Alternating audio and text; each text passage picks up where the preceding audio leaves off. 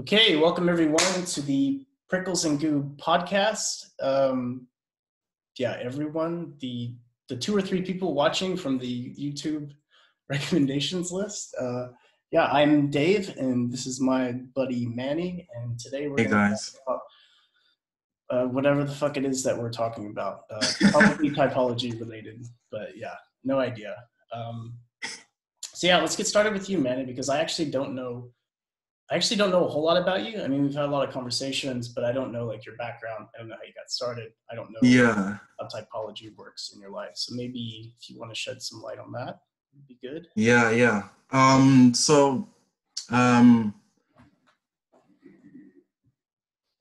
I'm just trying to think of a way to like explain it. That's interesting. So basically, I kind of randomly stumbled across it.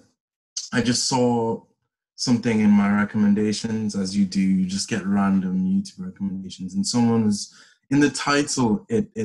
I could tell that it was something about a type or a category that you're in. So I was like, oh, I wonder what this is, this way of categorizing people. So I opened the video. I heard the guy talking about like personality traits and stuff. He was kind of popular in MBTI. He's called like DJ R&D or something like that.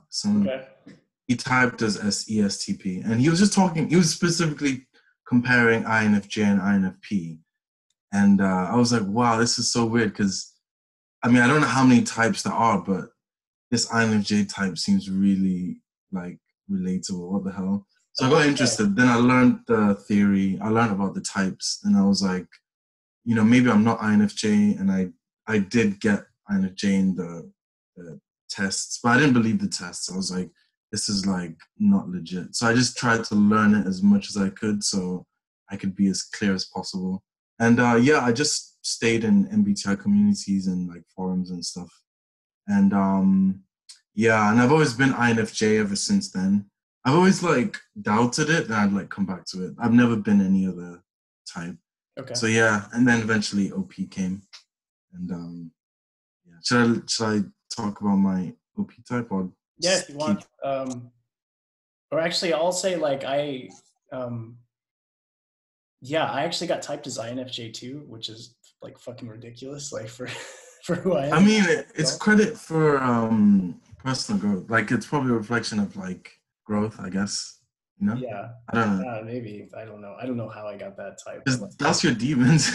Yeah, so right. That's the opposite, right? Like, yeah. So like, yeah, but like for me as well, like I got into it in like 2008, and I got into Myers-Briggs in like 2008, and then I was in it for a long time. I got INFJ, and then I took the test a couple more times, and I got some other like weird shit. Like I got INFP, which yeah, you know what I mean? Like, and then eventually I was like, man, this is actually bullshit. Like, I think this is bullshit, right?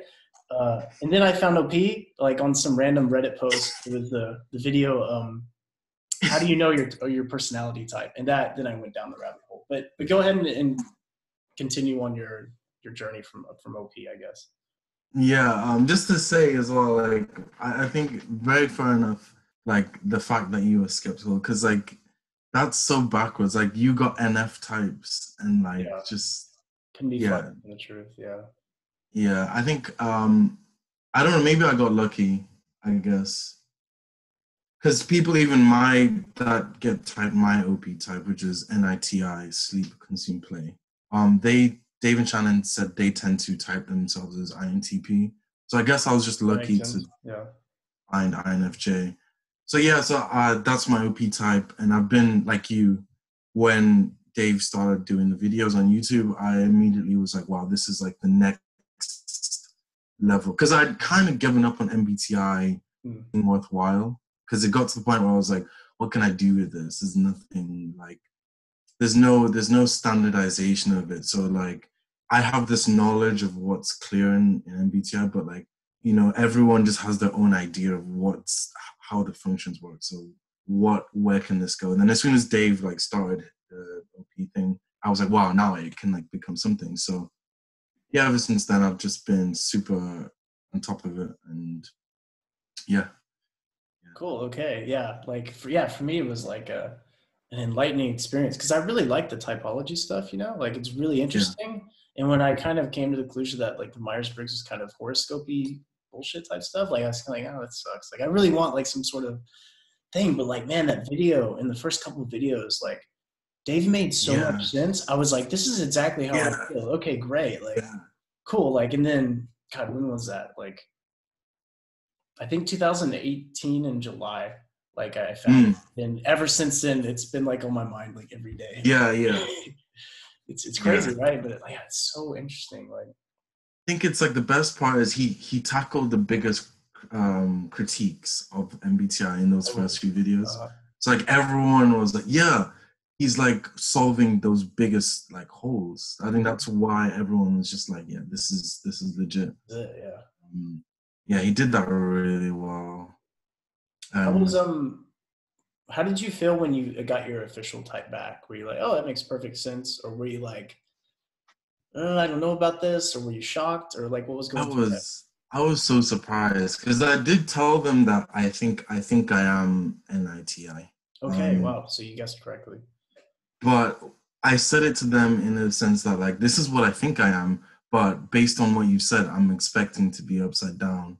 Yeah. And then they were like, no, you are that. And I was like, wow, it's really interesting. I'm kind of surprised. Like, I was expecting to just be like, just completely different. But, Jane or something like that. Yeah, just something just like surprising.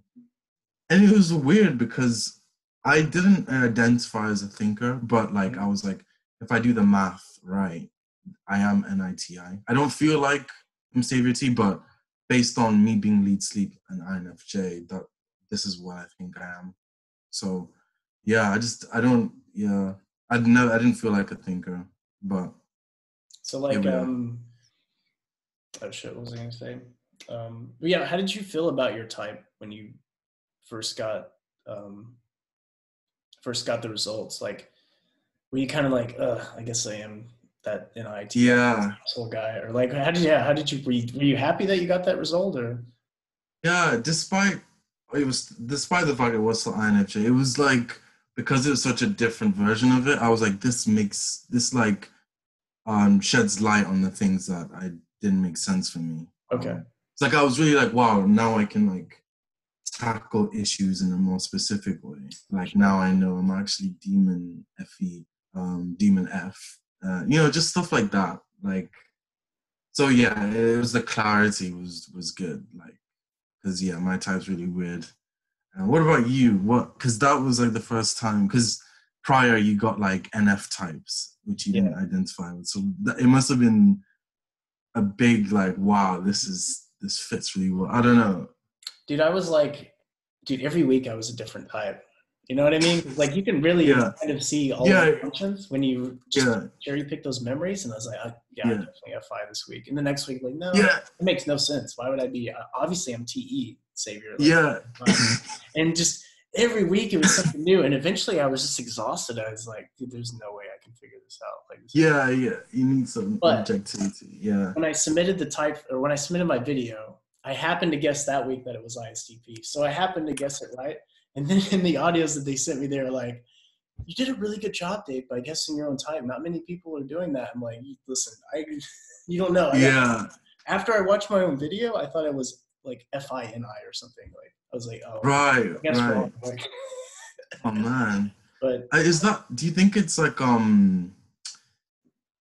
TI thing where you can like justify anything easily? Yeah, I don't know. Right? You just justify it. Oh my God, it's so annoying, especially like when I'm trying to type other people. Like I can give like a logical reason for everything. Anything, I don't know which one to pick. Like it's like logical. I can find some way to make this logical, and then like I guess the feeling isn't there to say no. I feel like it's this one.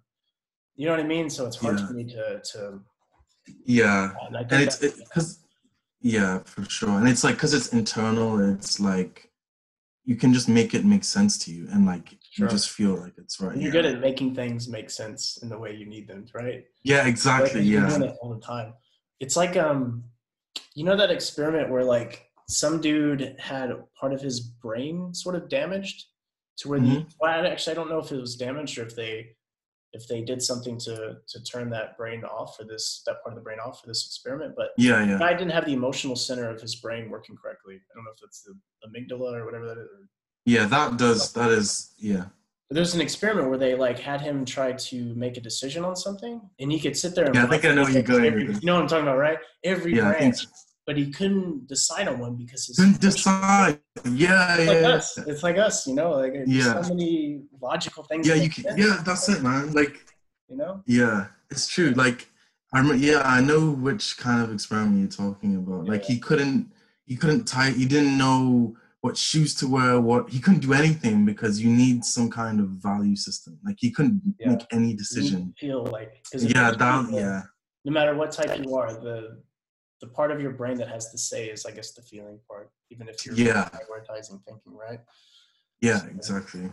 Yeah, it's true.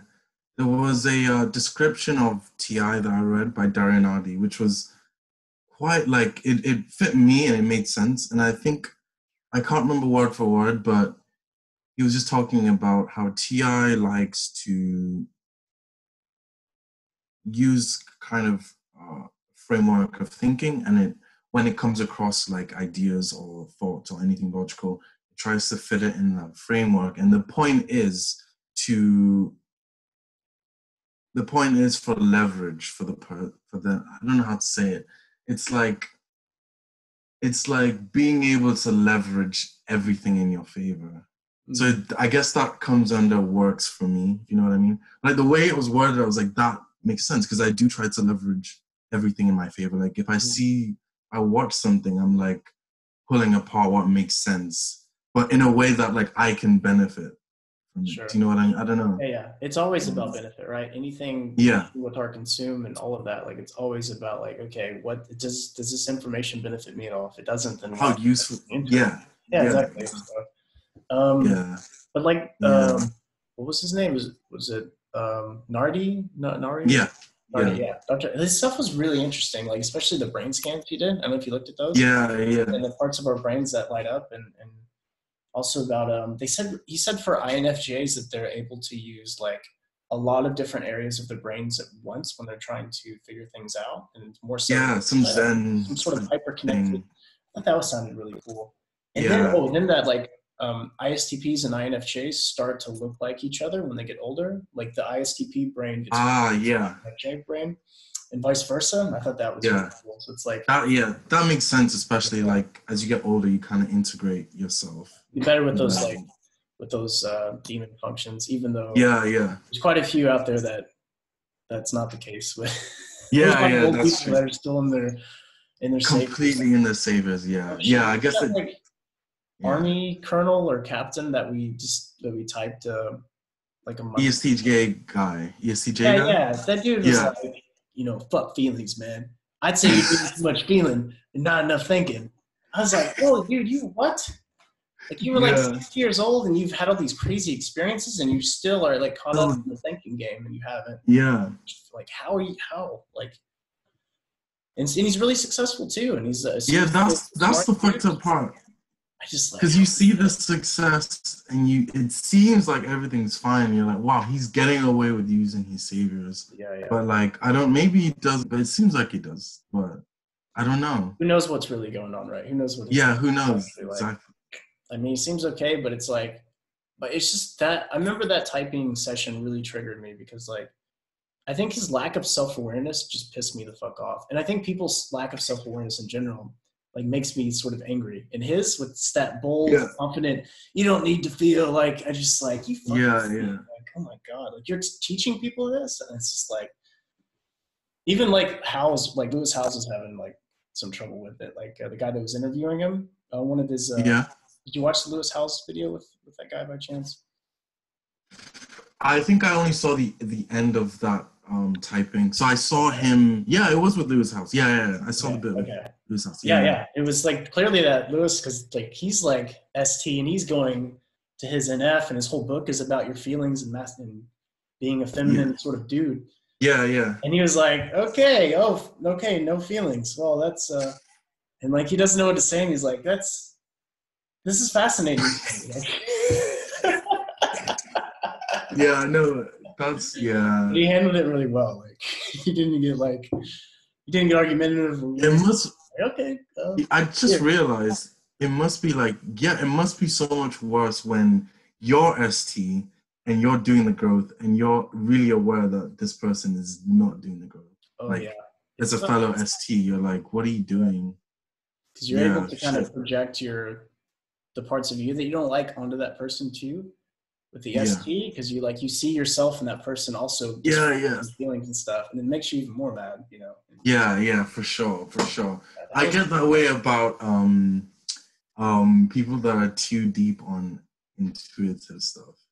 Okay. Like conspiracy theorist types like that go. Yeah.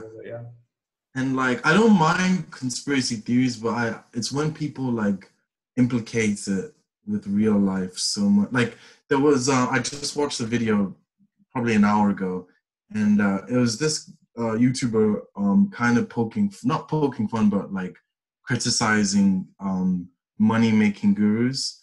Okay. And he was showing clips of this guru who was just like, you know, he was all about like, you know, energy, the energy you put out, you get back.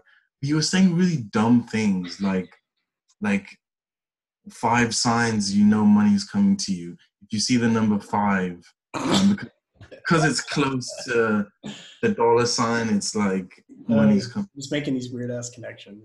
Yeah, like it's like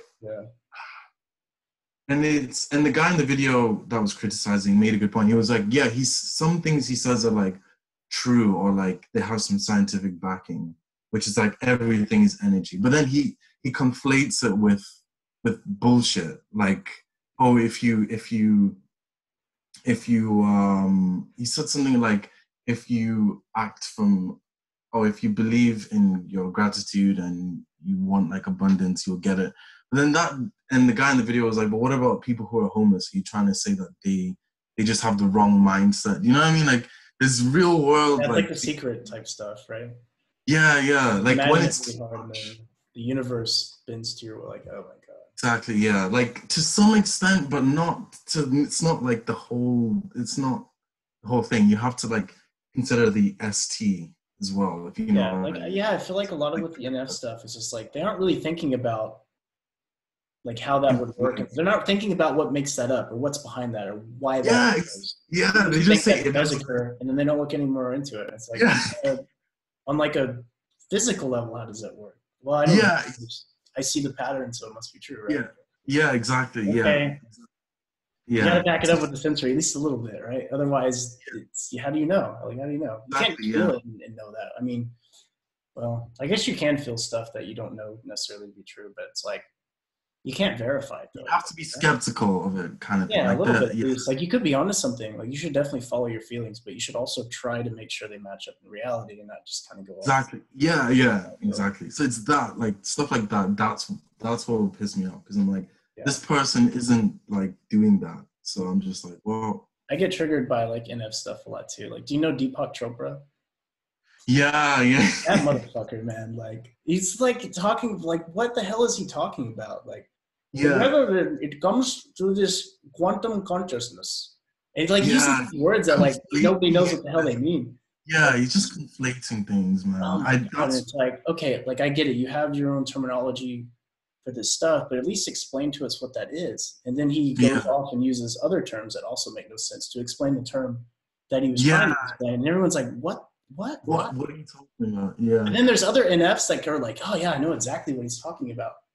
No, you don't. You think you know what he's talking about. You have no way to verify that because you're just you're not really looking at what he's saying. You just, you know what I mean? Like, and I get so triggered because it's like, why communicate like that? Like, I understand if it's like for a motivational purpose, but if you're trying to like give an explanation for something, you have to do it in a way where the person's going to understand. That's the whole point of communicating with anyone, right? Yeah. So like, so mad. And they like reamed his ass with like on one of this like the scientific conference with like Sam Harris and some other people where they were like, yo, that's the one I watched. That's that one, right? Got grilled.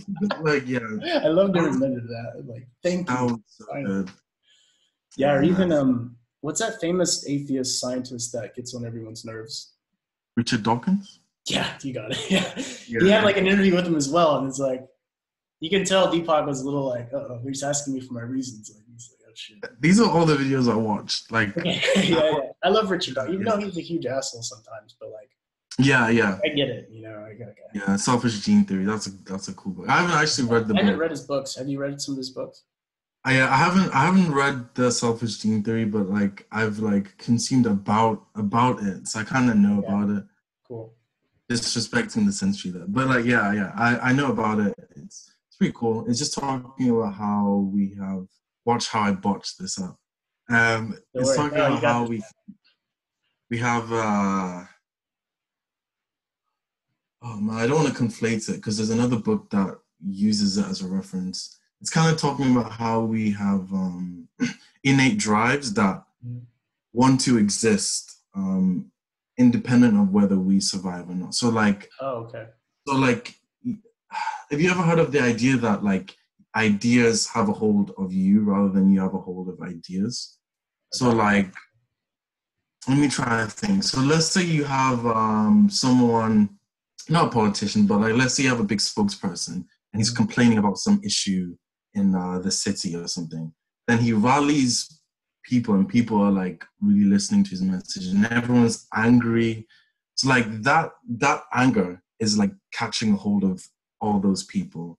So like I guess the idea is you have these innate things that are existing through us. So like let's say aggression, that it's like that persists through you as opposed to you have aggression. So it's looking at how we have genes that want to persist, whether it's for our benefit or not. So like let's say you have anger issues, maybe there's a gene. Okay. So like instead of like the genes benefiting the whole organism, they're benefiting just themselves. It's so like itself, the will kill the organism if it benefits it, if it will allow it to exist longer. Survive. Yeah. Oh, okay. Exactly. Just want to survive. So wow. That would explain a lot of things. Okay, I need to read that. Yeah. Okay, that sounds pretty cool. Yeah, exactly.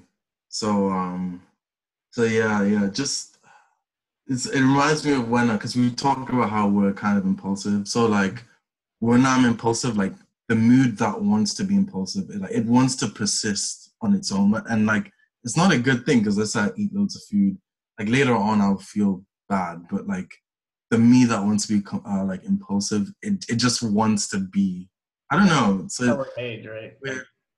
And there's like to do like for us to be really impulsive. It's like there's like a force behind it, right? Like there's something pushing you to like exactly that. And I think it's not always bad. I think it leads to like learning by experience more. Like as an ISTP, like just like I'm not gonna think about I'm just gonna do it and then remember the mistakes to make, and then just not make those mistakes again. Which is not a horrible way of learning, but it's like a brute force method, kind of. Yeah, that's really cool. So that's really cool. Yeah, I'm surprised that you do that because you're sleep first. So I thought like it's more of a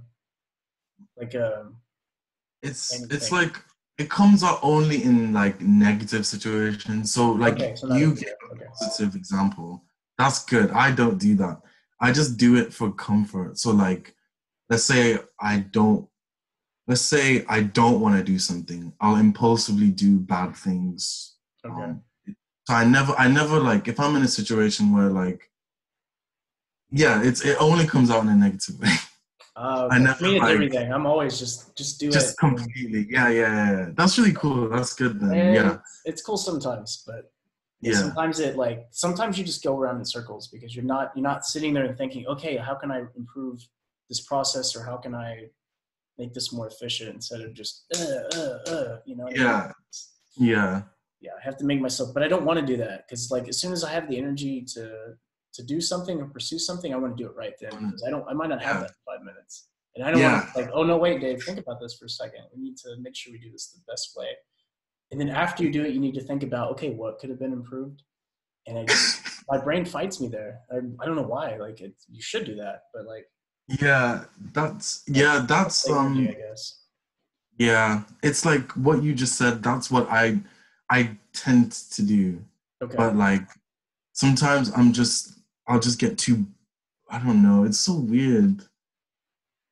We're using the same word, but it's like I have that impulsiveness in like negative ways. So like before I do something, I have to like do it very like focused and carefully. Okay. And then because I'm putting so much like carefulness into doing it and trying to do it right, I'll be like, I don't really want to do this, then I'll just do something else. I don't know. It stops me because I'm like overthinking it. So I'll end up just not doing it because I'll be like, oh, let's do something else that like is instant gratification or something. So yeah, maybe we're talking about two different things then. Yeah, it's weird. It's like, Okay. yeah, but actually it's cool because we're finally seeing how our functions are working different. Do you know what I mean? Like, Yeah, because it feels like the way you work is really similar to me, and I think maybe because that you being a glass lizard in ITI is like super similar to like an istp in a lot of ways. yeah. Like which is cool because like that's kind of like as an I first, that's kind of where you're trying to go, I guess, to balance yourself Yeah. out. Whereas like I try Yeah. to go towards your type. Yeah. Myself out. So it's like I feel like glass lizards have such an advantage because they're kind of already halfway there, but have to go through this period of really being sort of tortured by their last function because they're aware of like how much they need it and it's double activated. So like it's on their mind. Whereas like the other types are blissfully going on their two functions for a while. Yeah. You guys are kind of forced to like get that going. Deal with it.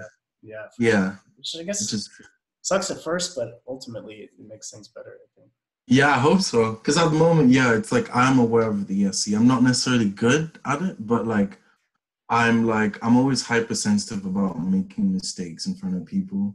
Like you respect it a lot, I feel like, especially for NI first. Like you don't seem like you have the SE problems that like Dave does, for instance. Like, I mean, well, no. Yeah. Like he has like a really big reluctance to SE, it seems like. Even like, I remember him talking on one of the typing videos that like he would just make himself go outside.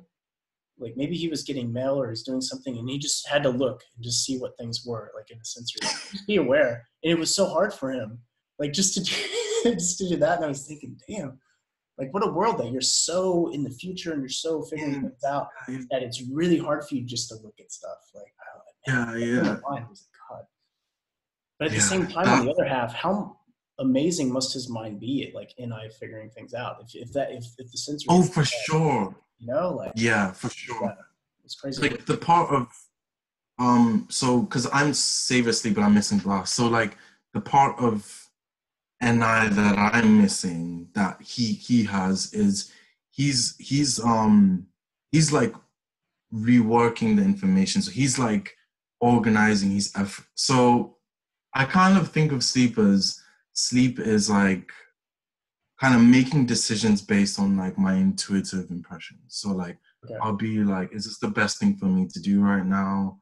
Or that looks really bad. Or like I'll just have like intuitive impressions and I can have like decisions in my mind about like what works for me kind of thing. Okay. But the blast is like organizing efforts into like a plan and like and you need to like be able to I don't know if this makes sense, but it's like blast is more like an organization function, right? So it's like supercharging his it's like putting it out into the world, organizing the efforts towards it so you get feedback, so you can actually see if this thing works. Is it influencing people? Is it like I'm missing that? So like my intuitive impressions aren't being fleshed out into like really good in like I don't know. So for him, he's probably like working through it and it's like really solid intuitive concepts. So but it must be interesting because you're like because you don't as an NI you don't want new information, but your second animal wants that new information. So like is it like a constant battle between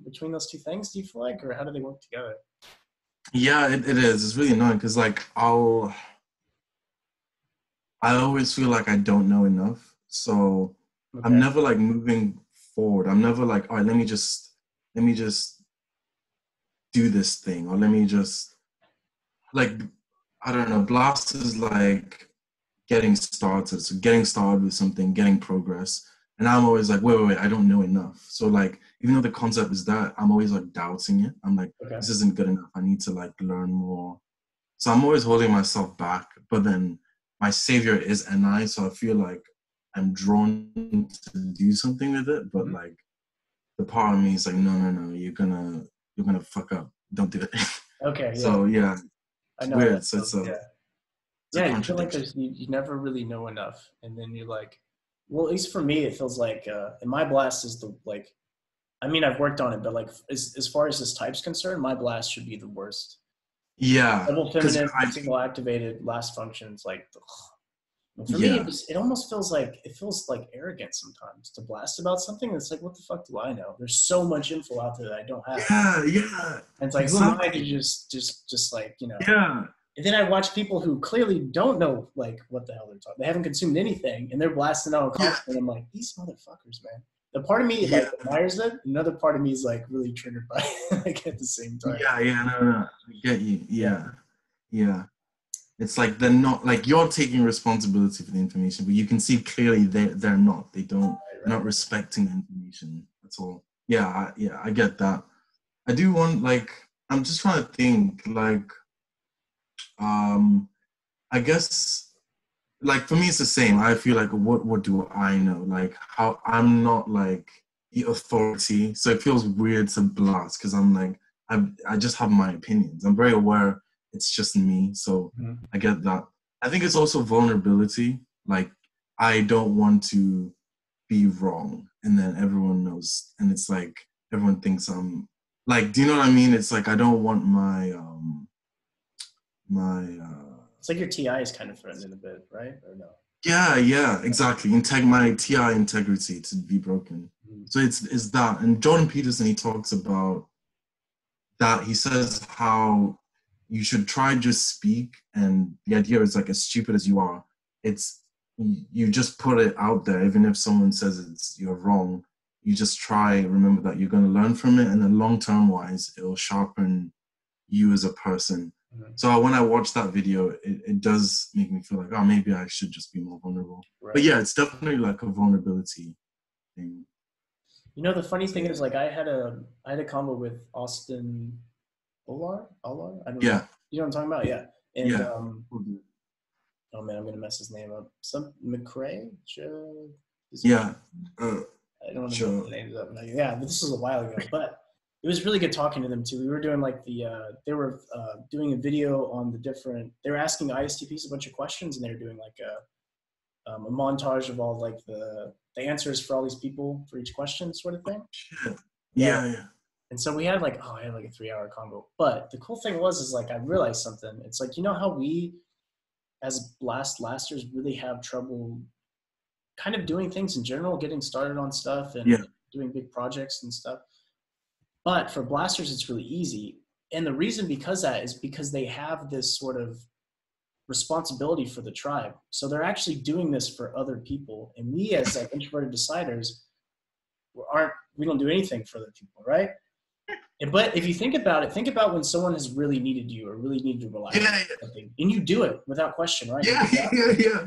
So it's like I Yeah. feel like that's what the connection to blast is. It's like it's a need. It's you realize the tribe needs this, so I have to do it because nobody can do things just because they want to do it. I feel like Yeah. maybe this is just from my perspective, and so it's Oh like the my tribe. god. You got to have the tribe there to get yourself to do stuff because as a human, you won't do anything if it's just for you because that's not how humans work, right? And so that was like Yeah. really, like mind blowing. Does that make sense? Like That's right now. My mind is like, yeah. That's how I I never. felt too when they were talking about it. But for them, Yeah. it was like, well, duh. Like, why else do you think we do this? Oh my god. Like Yeah. that's so far away from, and I've never thought of it that way because my mind has never been there. Like Same. I'm always thinking of me, like not Yeah. like the eye, right? So I know what you mean. Yeah. So I'm like, shit, I need to set up some sort of thing where like somebody's relying on me for something or whatever. That's when I'll really be able to blast something because blasting for yourself almost makes no sense, right? Like TI yeah, can kind of force you to blast because once TI realizes that like blast is going to benefit the organism here, that we're going to yeah, get exactly. benefit, then I can kind of do it. But like, Yeah, if someone needs, it's like, Dave, we have no idea how TI works. We need you to make a video. It's like, well, I'm no expert yeah, at that. Well, it doesn't matter because you'll be able to give us some information. It's like, okay, we'll try yeah. it. We'll do it. Like, Fuck, yeah. Oh my So it's god. like we gotta, as blast blasters, we gotta include like people in it somehow, or they at least Yeah. somehow get the need of helping the tribe or doing something for that. Mm-hmm. So Yeah. That's true, man. Like I guess it could just be simply just telling ourselves that, oh, like they need to know this. Even if we're lying to ourselves, just say like it's like I'm helping them. Like whatever, whether or not they ask for it, they some need. kind of need there, yeah.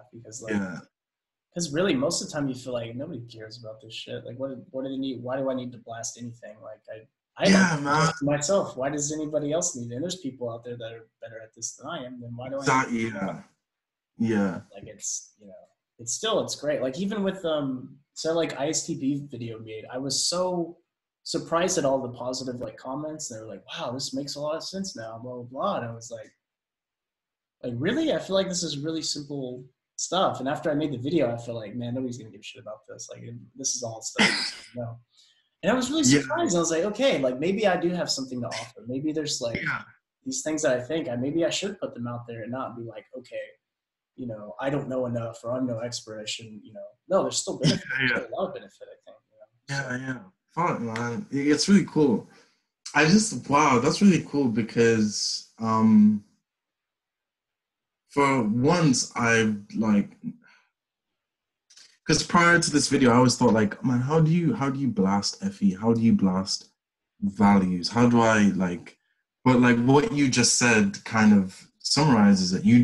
You may not know whether something is good for them, but like they may take something valuable from it. So like FE is just it just being valuable to them. You could say something and then it just hits someone in a certain way. Yeah, exactly. And you couldn't predict that. You just have to put it out there, trust that it might, and then if it does, you're like, all right, this works. So I guess that takes pressure off of FE. And, yeah, for sure. And it takes pressure off your TI too, because you're just like, I'm just putting this out there, and there could be better info out there. Like there's humility to it almost. Like if you really, I used to see it as arrogant, but now I'm seeing it as more of like a humility thing. Like, so like, and this is what like Alan Watts does, right? Because he if you listen to why he does the lectures and everything, he's not trying to enlighten you. He's not trying to tell you it's this way. He's not even saying it's the way. He's just like, this is the way I think about stuff, and I just have this need to get it out there. And so I'm just an entertainer. Don't take it too seriously. Yeah. You know what I mean? It's just he just does it for that reason, and he's not worried about being completely correct, even though all the stuff he says like is super correct somehow. He enjoys it. Get it out there. Fuck, man. Yeah, this is good. Like, like when something when like there's something that's really insightful, my brain goes into like sleep processing. So like let's figure this out. Let's integrate it with our other knowledge, and yeah. When your consume gets happy and it's like, oh shit, okay, good, this is good, let's work with this, like let's figure this out. Exactly. And especially because I'm a single observer, like I get really excited about missing information. So like what you just said to me, that was missing information. So like my brain's like, fuck, we got it. Get it. Yeah. I was talking to Jonathan Knotts about that yesterday, and he was just saying how when he was talking to Rose, who's ENTJ, she was saying how he gets like really weird about like observer stuff. So like when he'll get excited, and I was telling him, with you, if I'm telling you stuff, we'll be talking about the same thing. You'll be calm, and I'll be like hyperactive. It's just like single observer stuff. Yeah. Well, I feel good about it. I guess I don't know how good you feel about it, so I can't compare. Yeah. But I'm also excited about it. Like, oh, it's really great. Yeah. But I don't know. With FE Last, I try to show my emotions, but sometimes I have to kind of force it a little bit. Yeah, I get that. Yeah. I definitely have my gather issues as well. Like I don't like control, and I don't. Because you consume play, so it's like double activated SE. Just like very like EP like in a lot of ways. Yeah. And I think a lot of people would think like, oh, he's an ESTP or he's this. Like I get that on the YouTube comments for like the interviews I did with Benjamin.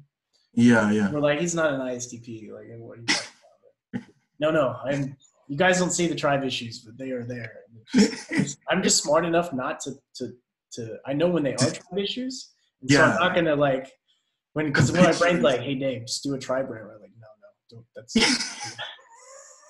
I want to, but I know Yeah. I'm aware of what is decider bullshit. But I still taking it, but I try to hide it so like, so people don't think bad of me, I guess. So. Yeah.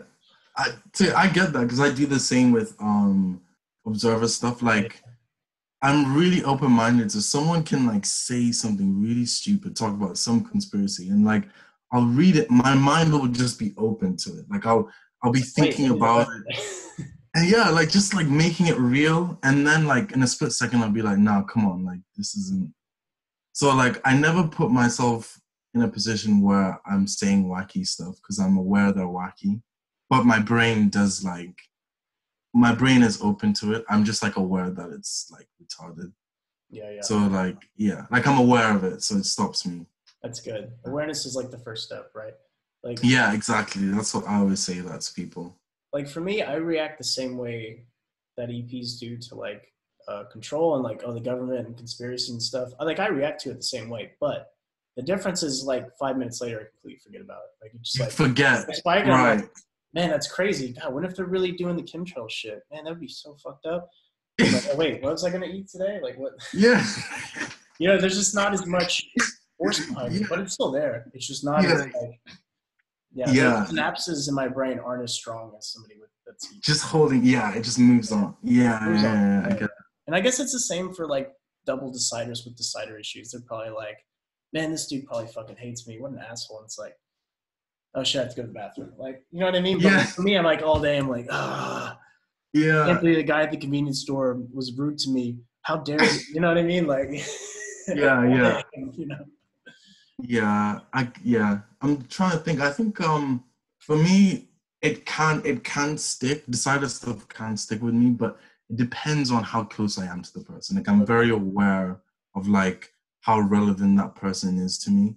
If it's like a class friend who has an issue with me and I just see in my class, or like he's not significant to me in any way, I'll just be like, it's fine. That's good. But if it's like someone I live with, then it's like it depends on. It fucks with your life.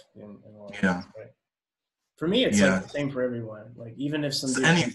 That's so intense. Motherfucker just frowned at me. Like, why? Wait, am I wearing something weird? Like, what's going on? Like, just yeah. Why is he frowned? Like, it's really weird, man. Like over like that must be people I don't overwhelming. Yeah, like I think combined with like the gather of missing information, you feel like you're missing information too, and you're like, I have to figure out. Oh shit! Yeah. It's like an INFJ in a demon space, because you know how like INFJs are super inquisitive about like patterns when it comes to people. Yeah. They want to know how people work, and if they don't understand something, they really need to know. And so I go into this really like shitty paranoid state where I come up with all these stupid ass intuitive patterns that don't make any sense. Oh right, yeah. Man, like, I get that. Yeah, so I'm aware of it, and I try to do that like meditation I told you about, and then that usually takes care of it. But sometimes when it's really bad, it takes maybe a day of doing that, like just random. Yeah. Man, it's hard because that feeling just stays there, like. Ugh. Yeah, it just lingers. Yeah. Because it's all built on like so many like childhood experiences of that like beliefs. Like, shit happening, and so it brings all of that back into it. So shit, yeah. You know what I mean? Because once the more you run into it, the more your brain's ready to like go into that pain mode, right? Yeah. You've built like the fast. It brings all the other pain. Yeah, there's all this baggage there that's carrying with it. Yeah. But I feel like I'm getting better. Like, how do you feel about your observer issues? Do you feel like since you've gotten into OPS that you've gotten a lot better about like the typical observer issues that you would have as NI first? Not really, not in like a bad way. I'm like. No, I mean, have you gotten better about your issues? I mean, like, have you been able to? Yeah. No, I don't know. It's kind of weird, but since OP, I've done more NI. And I know that doesn't make sense because that's function. You're not supposed to do that. Yeah, I'm not supposed to do that. But it's like, it's more of the missing blast thing. My SE prior to OP, like I really respected SE, but like way too much. Okay. Like when I was studying, I felt like really shit about how much I knew about whatever like exam I had, because I would study as if I'd study to memorize every single like thing about whatever I'm answering, and like it's just such an unrealistic way of studying. Because even my dad was like, and he's ICJ, he was like, you can't do that, and that's an lead SI. Like an insecurity about the sensory kind of. Yeah, and just like really thinking, Yeah. yeah, I need to know I need to like be able to word it perfectly. I need to, and like obviously that wasn't a good way to study. I used to like It's like a copy defense out mechanism kind of. pardon? Yeah, just like when you fucked up before with the sensory, it's like no, I'm not going to miss the sensory at all now. I'm going to get yeah, exactly. Yeah. My because let's say in my first year, my first exam of first year, I didn't do that well. I'd think, shit, it's the sensory. It's like I was very, very aware of my demons, but like I overdid it. Like, but realistically, the way you should tackle issues is like in a like you should have the NI and the SE, not just like focus on one. So Sure. after OP, I've done more NI in the sense that it's like more of a balance. It's more like NI and SE as opposed to. So it has gotten better than in a way, yeah. Yeah. Okay. Yeah, it has. Okay. So like when I was doing my exams this year, it was a lot less stressful because I finally realized, no, like let me leverage the concepts. So like what I did was I would flesh out my concepts of like whatever topics there were, and then within the concepts I'd try like learn the sensory. So like I'd memorize specifics based on a concept, and that just made it easier because it was like almost like compartmentalizing everything I need to know, not like just being like photographic memory, like everything. You know what I mean? Yeah, exactly. Okay. Yeah, exactly. So yeah.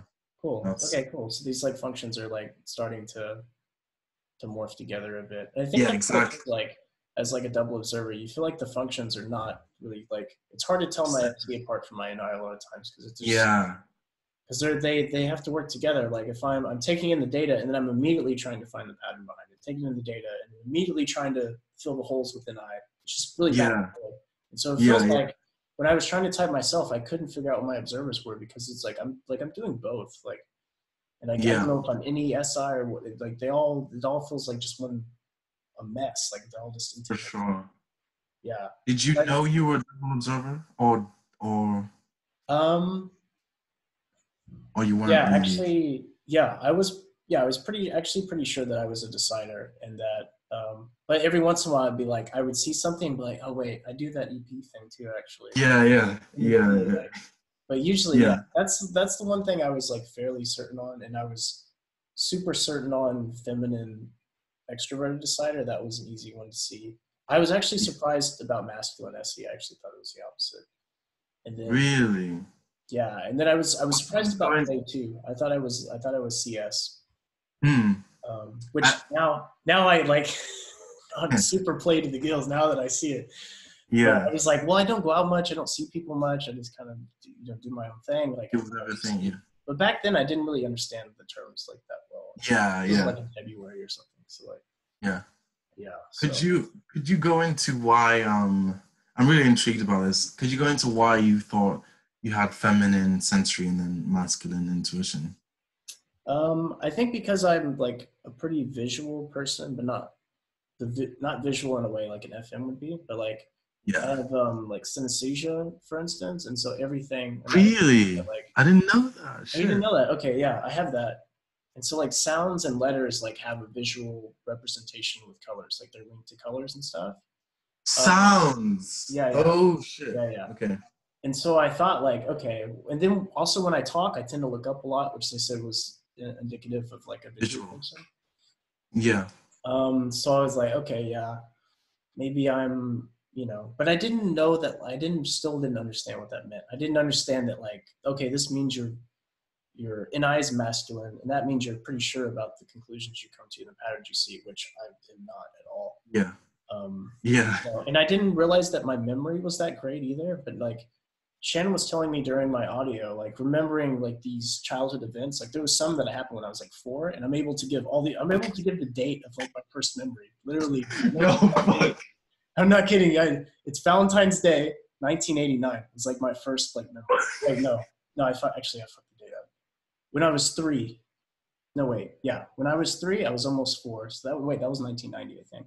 But on Valentine's Day. So I remember the date of my first memory. Oh my god. That's not normal, right? You corrected yourself as well. That's like responsible for like feminine sensory in that situation would have just been like just running with it, because I don't know what the true date is. Yeah. But you had to like correct yourself and be like, no, it's like da, da, da, da. Yeah. Exactly. Yeah, because it helps that it was on like a Valentine's Day, and I had like a Valentine's Day card, and I gave it to the teacher. Otherwise, I wouldn't remember the date, obviously. Yeah. Wow, fuck. That is how my masculine sensory remembers stuff too. It's like things highlight moments that make that like anchor that memory. So like I know this happened because this happened and this happened. It's always like highlights that are connected to other things. So like, yeah. And there's always a feeling of when that was in time. That was the fall of 2014, I'm pretty sure. And like, it's like I couldn't imagine not having like masculine sensory and then just being like, it happens sometime. Like what's that would be really confusing, I feel like. That would make me feel a bit crazy, I think, if I couldn't. Yeah. And then it must be so hard to explain stuff to people too. And like, oh yeah, I don't know the details of that. And like, because like for me, when people do that, I have a tendency to think that they're bullshitting. But I had to like tell myself like, no, maybe they just have feminine sensory and they really don't know. Like but they're firm on the pattern. You can trust that. Like yeah, but it's tough. Yeah, man. There's so I have my type twin Chris, and he was telling me his mentor. He's pretty sure his mentor's an ENFP. And he's pretty sure he has like masculine NE, and he was saying how his mentor has like the worst memory. Like they could watch a movie. Feminine SI last like one of the worst, right? Or feminine SE last. Yeah, feminine SI, like that's the worst. Yeah. Like they'd watch a movie and he'd just like he'd forget they watched the movie and he'd forget what movie it was. Like just just stuff like that. And I can't imagine living like day to day like that, but yeah, definitely. Like, well, I've told like my friends, because I have some friends that like are ENFPs too, or have demon sensory, and they're always so like hard on themselves so they can't remember stuff, and they're always like, is it masculine SI, sorry, or no, they're feminine sensory. They're demon. Oh right. Okay. And so they have trouble, and they always feel so bad about it. And it's like, so I try to tell them now. It's like I don't put it in OP terms of like, yeah, but like if you're not good at remembering things and you forget stuff a lot, what you are going to be good at is remembering your patterns and intuition about things. Yeah. Which is totally true. Like I have one friend that even forgot his own birthday when I asked him. Like he has no idea. Like his is the most feminine sensory of all time, the most demon as it gets. But like he is so good at like figuring out people and getting intuitions about things. Like it freaks me out. Like when he doesn't know anything about music, and he was like listening to one of my songs and he was pointing things out about it that I did. And I'm like, dude, how do you know that? Like that's like, it freaked me out. I'm like, how do you know so much about music already and you don't know anything about music? He's like, well, I don't know. I just feel like that's what it is. Wow. You gotta I'm trying to like tell my friends that have like realized that it's okay because you have this other part of you that's awesome because the other part is weak, right? Like, yeah. I don't think they realize that, but they don't realize it. Yeah. There's no shame in being forgetful, man, because that means you're probably awesome in the intuitive area. Yeah. There's someone that posted something last night. Jason Mott. He was talking about how it was really interesting. He said that in a podcast, Objectively Typed by Versavia and I kind of saw it. I didn't read the whole thing, but I think I saw the post. Yeah. It's about how feminine sensory is like a focus on color, and then masculine is a focus on time. The frequency and time. Yeah. Okay. Yeah. And he was saying like how the feminine sensory color is technically like removing time kind of thing. So it's kind of like those people are very present minded, and the masculine sensory people are very future and past focused with. Yeah. I don't know. How do you relate to that? Because I'm Pardon? not like future focused at all or past focused. Yeah. It's masculine sensory. And I'm very like picky about the way things like color wise. Yeah. Especially with synesthesia and stuff. So Yeah, man. but I That's see what true. you're saying though, and I thought it was really interesting. It was a really cool Yeah. connection we made to those things. But Yeah. I don't know if being present is a color, if I can relate it to color. But I think he has something with being present. Because like when you are so aware of time, it's hard for you to really be engaged with stuff sometimes because you're thinking about, okay, like how much time do I have left? What time is it now? Blah, blah, blah. But it doesn't necessarily mean your head's in the clouds thinking about the future all the time, because that's not my case. Yeah. But I am also very aware of the time to an annoying portion. And it's so nice when I have these moments where I'm just not thinking about time. I'm just in the moment. Yeah. We spoke about that, how like if there's like an event later, like your brain is a bit anxious about it. Like you can't just like forget that this thing isn't coming. Like you're aware of like, I have this short amount of time to do what I want, and you feel like stressed about having a short amount of time, and you're like, well, it also feels like that, like I think having Savior SE, you feel like everything is right now. So even though it's years from now, it's gonna happen like quick. Yeah. So like, so I have actually a really shitty view. At least how I think time's gonna pass way quicker than it does. And I also have problems with like, if I'm in a bad mood, I feel like I'm in this bad mood forever. Yeah. Yeah. Like a little bit, but I feel like whatever I am now, this is me forever. I can only think of like. Yeah. And I'm like, I get you. That's not good. And I have to like remind myself, it's whatever it is going to pass. If it's good or bad. Yeah. Things change. And are you? I have a question. Are you sensitive to pain?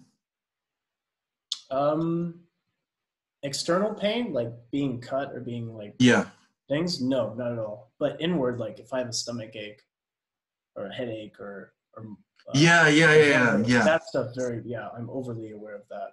Yeah, me too, man. Oh my god, yeah. Get debilitated. I didn't know whether can't do anything with a stomach ache. Yes. Oh my god. I like for a while I wasn't sure if it's because I have demon SE or if because it's masculine SE or whatever. But like, pardon? It's physical body awareness. Like if I was reading some book and it had this excerpt about a ballerina who's like one of the best at ballet that exists. Like she was awesome. But her body, she had such a sensitivity in her body that anything would throw her off. Like even a stomach ache would like wreck her. Like she was in such pain for this. She couldn't perform, blah, blah, blah. Super connected to their own body. So it's like it's also kind of an athlete thing, I think, in a lot of ways. If you're one of the athletes that's very sort of agile and very good with your balance and very in touch with, you know what I mean? So I like, where was I going with that? Did that answer what you were asking? Yeah, you did, because I wasn't sure if it was like just a demon SE thing, but like I guess it's a masculine sensory. Yeah. Because my girlfriend, she's like I will like I think it's also feminine FE as well, but like I will complain. I'd rather like hurt myself than have like allergies. Like internal body discomfort is worse than like external, like, oh, I hurt my ankle playing this sport. Like it's so I just like, if I have a headache, I can't do work. If my sinuses are irritating me, they really like if I can't breathe out of my nose, it freaks me out. I hate that. I feel like I'm trapped. Just like little weird things. I don't but that makes me feel better, I guess. It's probably maybe it's either it's masculine sensory or it's something outside of OP. Maybe like, are you like a pretty good athlete? Like you said you run really fast, I think I remember you saying at one point. Right? Yeah, when I was younger, I don't know. I've been pretty lazy last few months. But naturally though, like if you train as much as like a normal person, you're probably going to be faster than that person with the same. I think so. Okay. Yeah, I think so. Yeah. Like a lot of fast twitch muscles and stuff. Yeah, for sure. I think it's like a masculine SE thing almost. Like it's. My fast twitch was so bad that like I used to have really good like explosive speed, but I'd have really bad muscular endurance. So like we'd do like 100-meter races and stuff, and I would like blow everyone. It's weird because I'm so tall, but I'd blow everyone the first 30, 40 meters.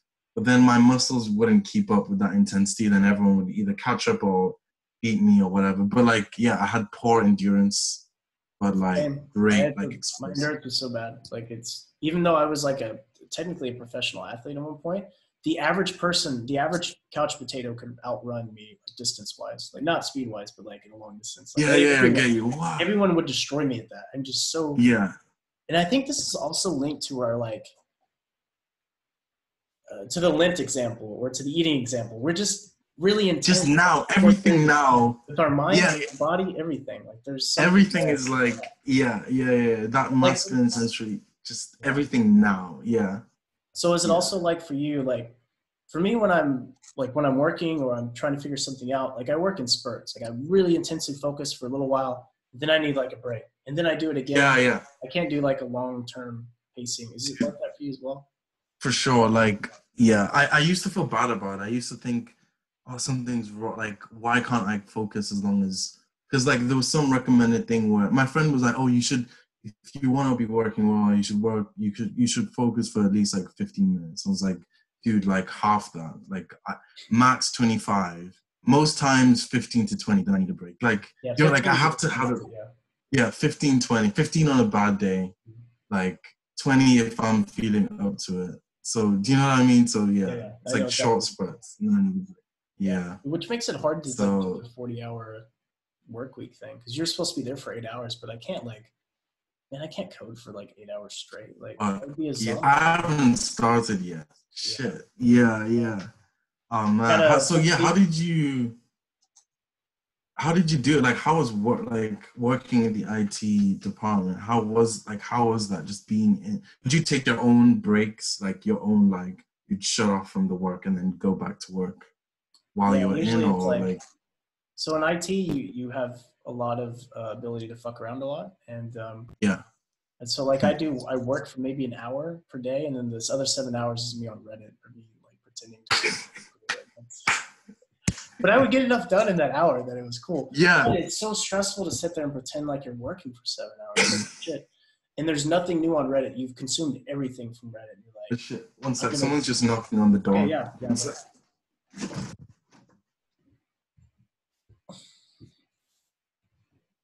Okay. Should I talk? People are watching. No, I'm not going to talk. I don't have anything to say.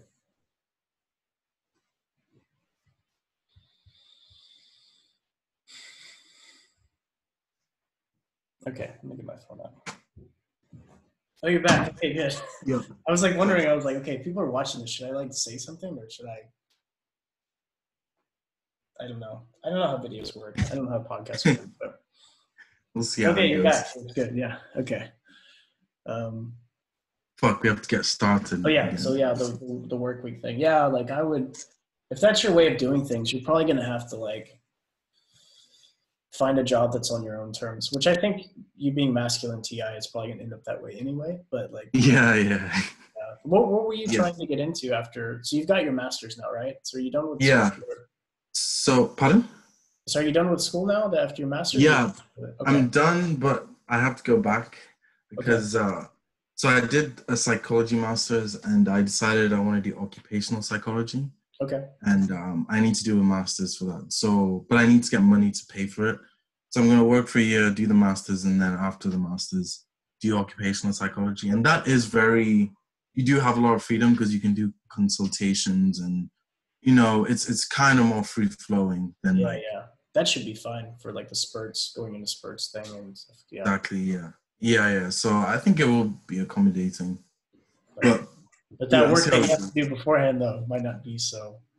Yeah, no, that's what I was thinking. This year, don't know how it's gonna go, man. Maybe you can get maybe part-time or.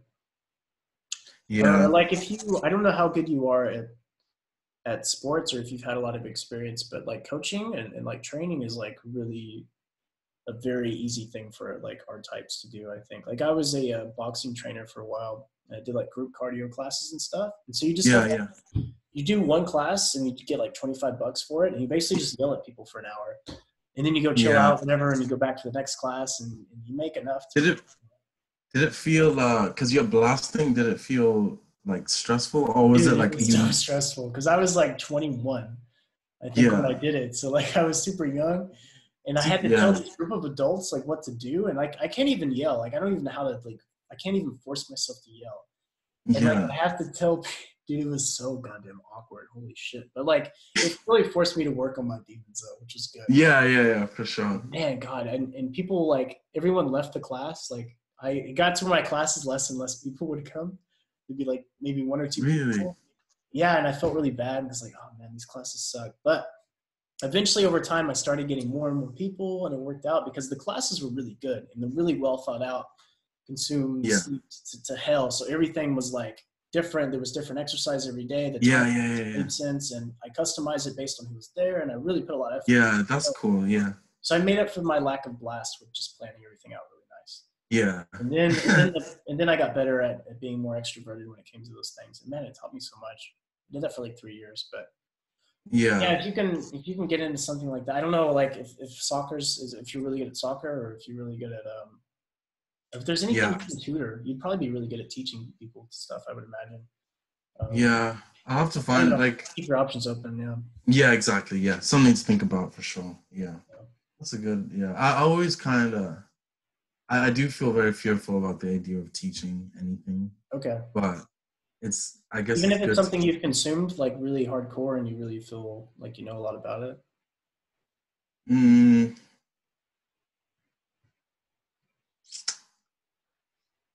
trying to. Sorry, I'm overthinking. No problem. Generally, because even when I do consume a lot, I'm like, shit, like there's more for me to learn, and because the sensory is a demon as well. I'm like, I don't know the facts to like give to people, so like there's that as well. Okay. So yeah, it's weird, but yeah, I don't know. Yeah, in general, yeah, just any teaching. Okay. Just any teaching. You'd probably get over that, I think, if you did it a bit. Because if I did it. Yeah. I feel like for consume first, you realize like when you do blast about something, you realize you're like, wow, I was actually like over prepared for this, and I had no idea. You know what I mean? Yeah. Until you blast it, and then if you taught somebody, you probably would find the same if it's something that you really know a lot about, like maybe something within psychology that you're really knowledgeable about, or whatever, that's true. Yeah. Sometimes it's really surprising though, because let's say you're in a group setting and you're talking, and you end up blasting stuff and like no one else really has much to say, and by the end you're like, shit, like I knew more than I thought, and furthermore, like I thought that everyone does their own research, but like I don't know, you get surprised by how you actually know a lot more than others as well. You're like, wow, no one, because you just assume everyone's doing their own research, and like you assume everyone's like lead consumed, basically. Yeah, exactly. Yeah. So it's like, I see your point. Just putting myself in situations and then like realizing it's not that bad. Yeah, and I think blast can be like a drug at a certain point, because to me it feels like when I do blast something and I like get it over with, I feel so good afterwards. Like I feel like I've because like it's your last animal as well, right? So it'll be like I've completed this thing. Yeah. You feel like you're sort of gambling a bit. Like you're going to the blackjack table and you're putting money down. Like, I don't know that much about blackjack. Let's see what happens. And then you win. You're like, shit, this is awesome. Yeah. And so like blast can become like a sort of like almost like a gambling addiction. When you realize how well it usually works out, like, shit, I need to blast more often. This is because it's exciting and something new. Fuck, man. You're giving me tired of my consume. And like when I go out there and blast, I really have a lot of potential here, and like I can really where can this go? Like, holy shit.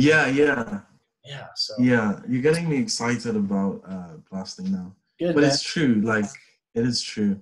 Sometimes I'll put myself in situations because, like, let's say I don't blast for a really long time on a topic, and eventually when I'm like, I'm tired of consuming it, I want to do something with this information, but because I haven't done it, I don't know how to go about blast. I don't know how to go about finding, because blasters know, it's like they find the right opportunities to like blast, and they put themselves in the right situations. And I don't know how to navigate that. So I'm like, fuck, I'm just sitting here with this information. I haven't connected with the tribe. It's like I'm not even comfortable. Do you know what I mean? Like I'm just like, do they care? Like why would they care? Do you know what I mean? So you put yourself in the position where even when you're ready to talk, you haven't formed that tribe connection and like comfort to even. It's so weird. Yeah. It's like putting yourself in a hole. Like our reward system isn't like built towards that. Like I was talking to an ENTJ the other day, Steph in our group. It was like part of the group call that Austin was doing, and she last play, and she's talking about like I always have to be blasting or always have to be doing something, or like as soon as I get in the car to go home, like I'm calling somebody to talk to them.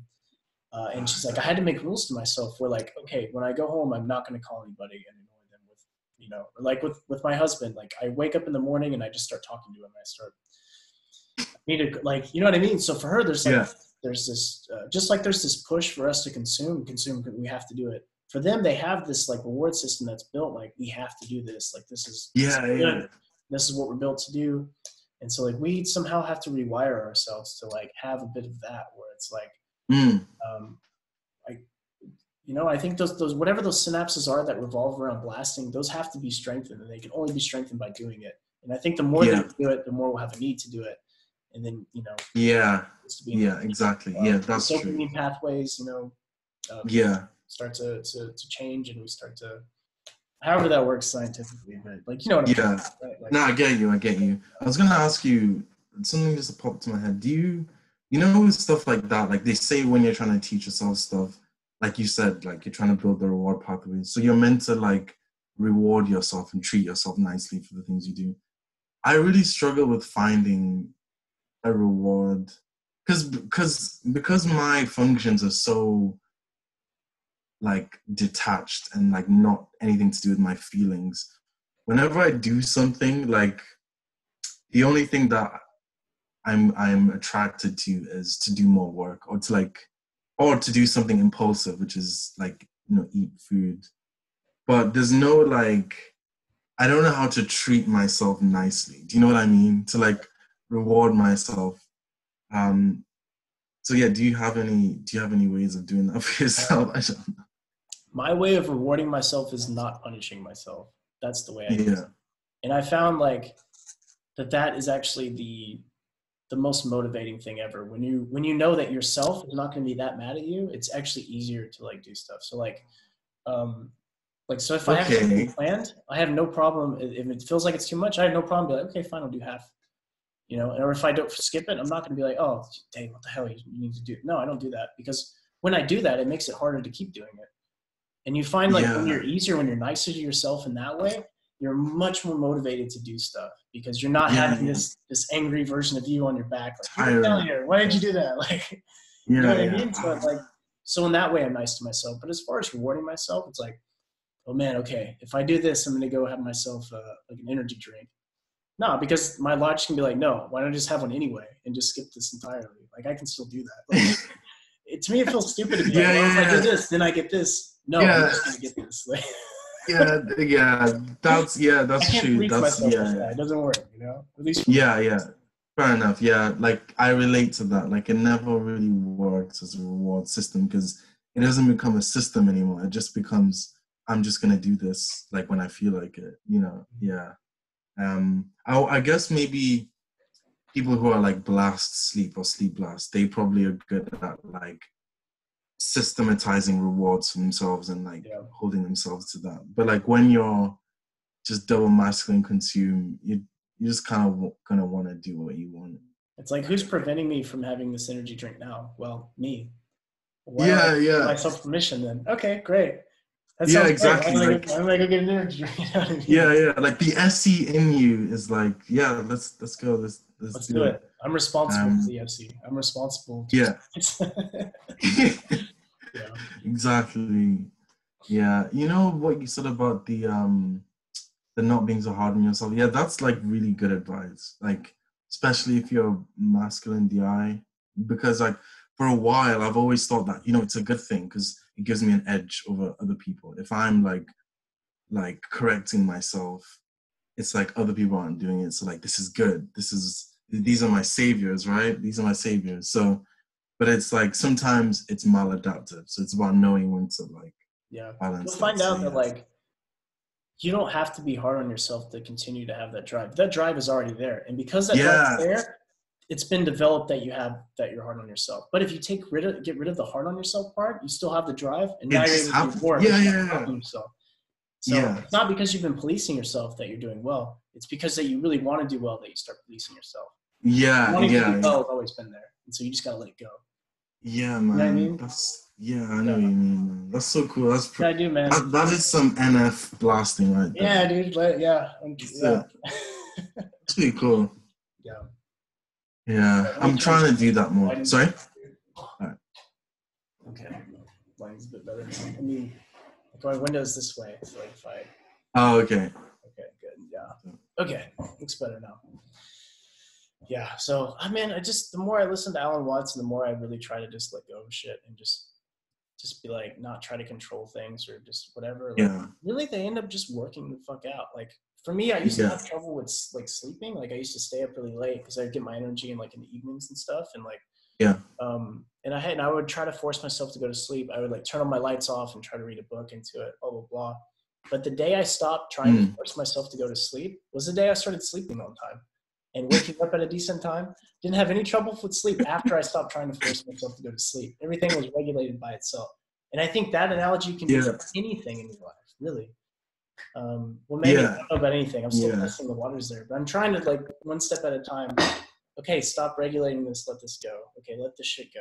Yeah. And which is like, I guess not. And it's why I gather. I guess it's something you should tell an AI, but like it works for me too. Trying to control us, you know.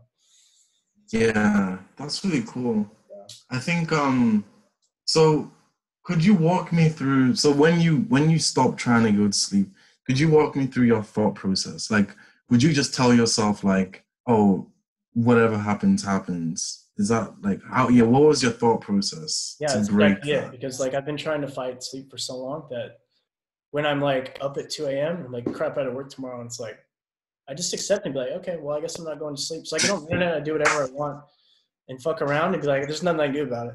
And then 30 minutes, then I'm able to sleep. So it's like, when I'm not sleeping, I don't force it. I'm like, my organism, for whatever reason, does not want to sleep. And I don't have control over it. And so I just have to go with it. And then, you got to judo it, man. Don't push. No, you go to sleep. Don't push it. You can flip that motherfucker, you know? Like you go with it. Yeah, just go with it. Yeah, I get that. Oh, man. Yeah, it's good. Because you have to like, it's almost like, not specifically double observing or deciding, but it's just like it's like seeing the other side of like, oh, I've been trying to push this for so long and it's not been working. Let me try letting go. Or if something's not working when you let go, try push. You know, it's like a balance, right? So it's like, if pushing's not working, let go. If let go's not working, push. Sometimes so it's like double whatever that is. Yeah, exactly. But sometimes these problems that are really difficult and you think you're doing the right thing and it's not working and you've considered every possibility, like what Alan Watts says, you're asking the wrong question maybe. And you need to do something maybe entirely different than your way of thinking. You need to get, as much as I hate this term, you need to get outside the box, right? And like, and you're kind of outside the box to be like, fuck it, okay, I guess I'm not going to sleep, whatever. Like, you know what I mean? Like, you probably haven't considered doing that, right? Yeah. And so like anytime like I'm in like a really tough spot and I can't figure something out, I'm like, maybe I'm just asking the wrong question. Maybe I'm assuming a lot of shit that's not actually true. And maybe I'm just like, there's something that is really obvious that I'm not seeing. And instead of trying to bang my head and go, okay, just keep doing it. Just keep willpower. Willpower doesn't get anything done, I think. Yeah, it's like a short burst. It's not, it's like if you need it. It's not like something you rely on. It's like exactly. Man, there's so many like little snippets I need to remember like for advice from me. So the first gold mine was when thinking about blasting, just thinking about how you're just trying to help people. It's like being benefit. Yeah. The second one was a mix of what you're saying now, but it was just like I forgot. Well, anyways, right now you're talking about letting go. It's recorded. The video's recorded, so if there's this is true. Yeah, it's true. Yeah, that's true. Cool. Like, you're really validating my blast right now, Manny, and I appreciate that. Really good. Yeah, my brain. You've said a lot of like. I think it's because we're the same. We have the same functions, but like the things you say, they're very, very like. They're extremely useful to me, and I think it's just because we are the same type as well. So, if you have something good to say, it's like immediately useful. My brain's like, yeah, that's gonna work perfectly. Sometimes I hear advice like that other people say, and I think sometimes it's hit or miss because they're like different types and stuff. But yeah, I don't know. Communication is different. I think having the same it's easy to understand each other. Exactly. Yeah. And it's Like, I think especially because we have the same modalities. It's like the same nature, like flavor. It's like exactly the same. Yeah, I mean, pretty much you're the almost the observer form of me. I mean, I guess an ESTP would be closer, but I feel like I have more common with you than most ESTPs. I feel like the ESTPs are like worlds apart somehow. Yeah. I don't know why that is, but it shouldn't be that way because we have two same saviors, and I don't know. Yeah, I don't know. I don't know what, because I've seen like even before OPA, I watched like MBTI videos, and people would say ISTPs and INFJs are like really, really similar internally. They just express themselves differently. Like watching do you know Michael Pierce? Oh. I think he's an INFJ, but I don't know. But he did a lot of in-depth videos about the types, and he'd go into it. And yeah, that kind of running theme of ISTPs and INFJs, like internally being the same, like it was like very consistent. So yeah, I don't know why. I guess it's because they're both, I don't know. I don't even know. But yeah. I think it's like yeah, I mean, yeah, it's hard to know, right? But I think the two types get along really well. Like all the INFJs I've talked to, like in our group, like with Lauren. Lauren's like my typing buddy, and we get along really well. And then I had a video call with Karen, who's INFJ, and that was really good. And I feel like we really understand each other. But it feels like a very comfortable fit, just because I feel like it better fit than other ISTPs. Like other ISTPs, like it's easy to project your own bullshit onto them and what they're doing and stuff, because you see their bad patterns of behavior that you also have, and so it's easy for there to be that. But with INFJs, you can't project any of that because you guys are doing things completely different, but you have the same function, so you completely understand each other. So it's like same language. Sort of, yeah. What about have you ever interacted with ENFJs or so I think my my former flatmate was ENFJ. I can't tell if he's FESE or CFE. I think FESE. We get along great. Like we're like brothers, man. Like we do. We really. But he doesn't have this sort of EJ contract thing as much, where they like keep doing stuff for you they don't ask for, and then like all of a sudden you didn't do a whole lot for them, and so they're like, "Hey, what are you doing? I did all this stuff for you. Why aren't you doing stuff for me?" Like he's never had that, so maybe it's true. Yeah, maybe he's developed. Could be developed. Could be very developed. Yeah. But like he loves getting TI advice. Like I can TI anything, and he doesn't get offended by it. But I can tell him what to do. I can tell him that what he says doesn't make sense, all that stuff, and he's like, "Great, yeah, let me know that." Like and if I like give him advice, he like follows it, which is crazy because nobody does that. And like he's so receptive to TI, but a lot of people TI kind of like especially FIs, if you're asking them for reasons, or if you're blah blah blah, or if you go to other TIs and you're trying to critique their stuff or whatever, like there's they're protective. But with ENFJs, no, they want that from you, and they want that TI from you because they're not getting it from themselves. And then you also get from them the FE friendliness and the sort of altruism. So I think that's also a good relationship.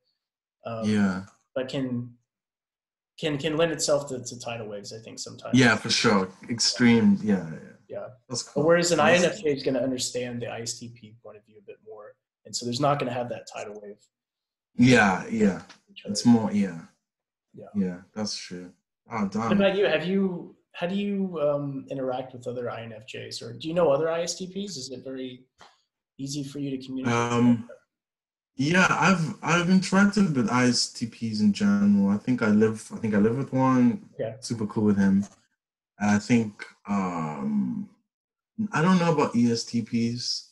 Um, I don't know about ESTPs, but ISTPs, it's weird. Like, I feel like I understand what's going on, and maybe it's because I'm also a glass lizard. But like even when someone else won't understand something, I'll be like, why are they over it? Like, I get what's happening, kind of thing.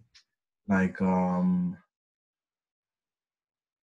remember you were telling me before about how people might take you being like not expressive as like a bad thing. Yeah. Right. But I won't. I'll be like aware that they're just chilling. Like they're just being in themselves. They don't need to. It's a double decided. Yeah. And it's like, yeah, so I feel like I understand what's going on internally with ICPs. So we get along. But then they're also like different to me. So like the guy I know, he'll say really kind of intriguing things about stuff. Like he's very kind of, what's the word?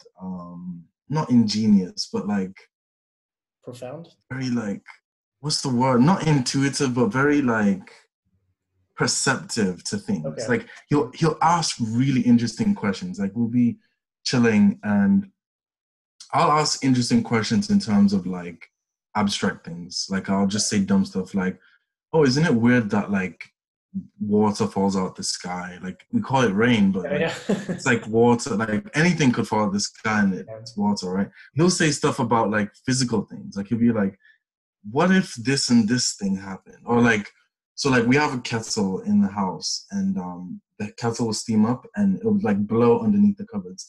And then once he looked under the cupboards while the steam was blowing, he was like, I wonder how long it will take until like mold starts to build. Okay. And like he'll just say random kind of like interesting questions about like what's going on. And he's thinking really intensely about stuff. It seems like. Yeah. And like thinking through stuff. And so it's that kind of same process, but he's focusing on the sensory kind of thing. But it's the same kind of thinking stuff through. But INFJs I haven't really. Sorry. Yeah. And INFJs, I think I know one person. I think she's Blast, Sleep, Consume, and FM. We relate actually quite a lot, which was weird because I thought we'd be more different because of NIFE and ITI. But the only difference between me and her is she likes interacting with the tribe. Okay. Whereas you're like for me it's like for her to have a good time, she wants to do stuff with people. Okay. For me to have a good time, I'll just be alone doing whatever I'm doing. That's the only difference, but everything else is the same. Okay, interesting. Yeah. What about with ENFJs? Have you run into any ENFJs? ENFJs, I noticed, maybe it's just me, maybe it's like my demon FE, but I feel like I have to be more careful not to offend. Like I feel more pressure not to offend them.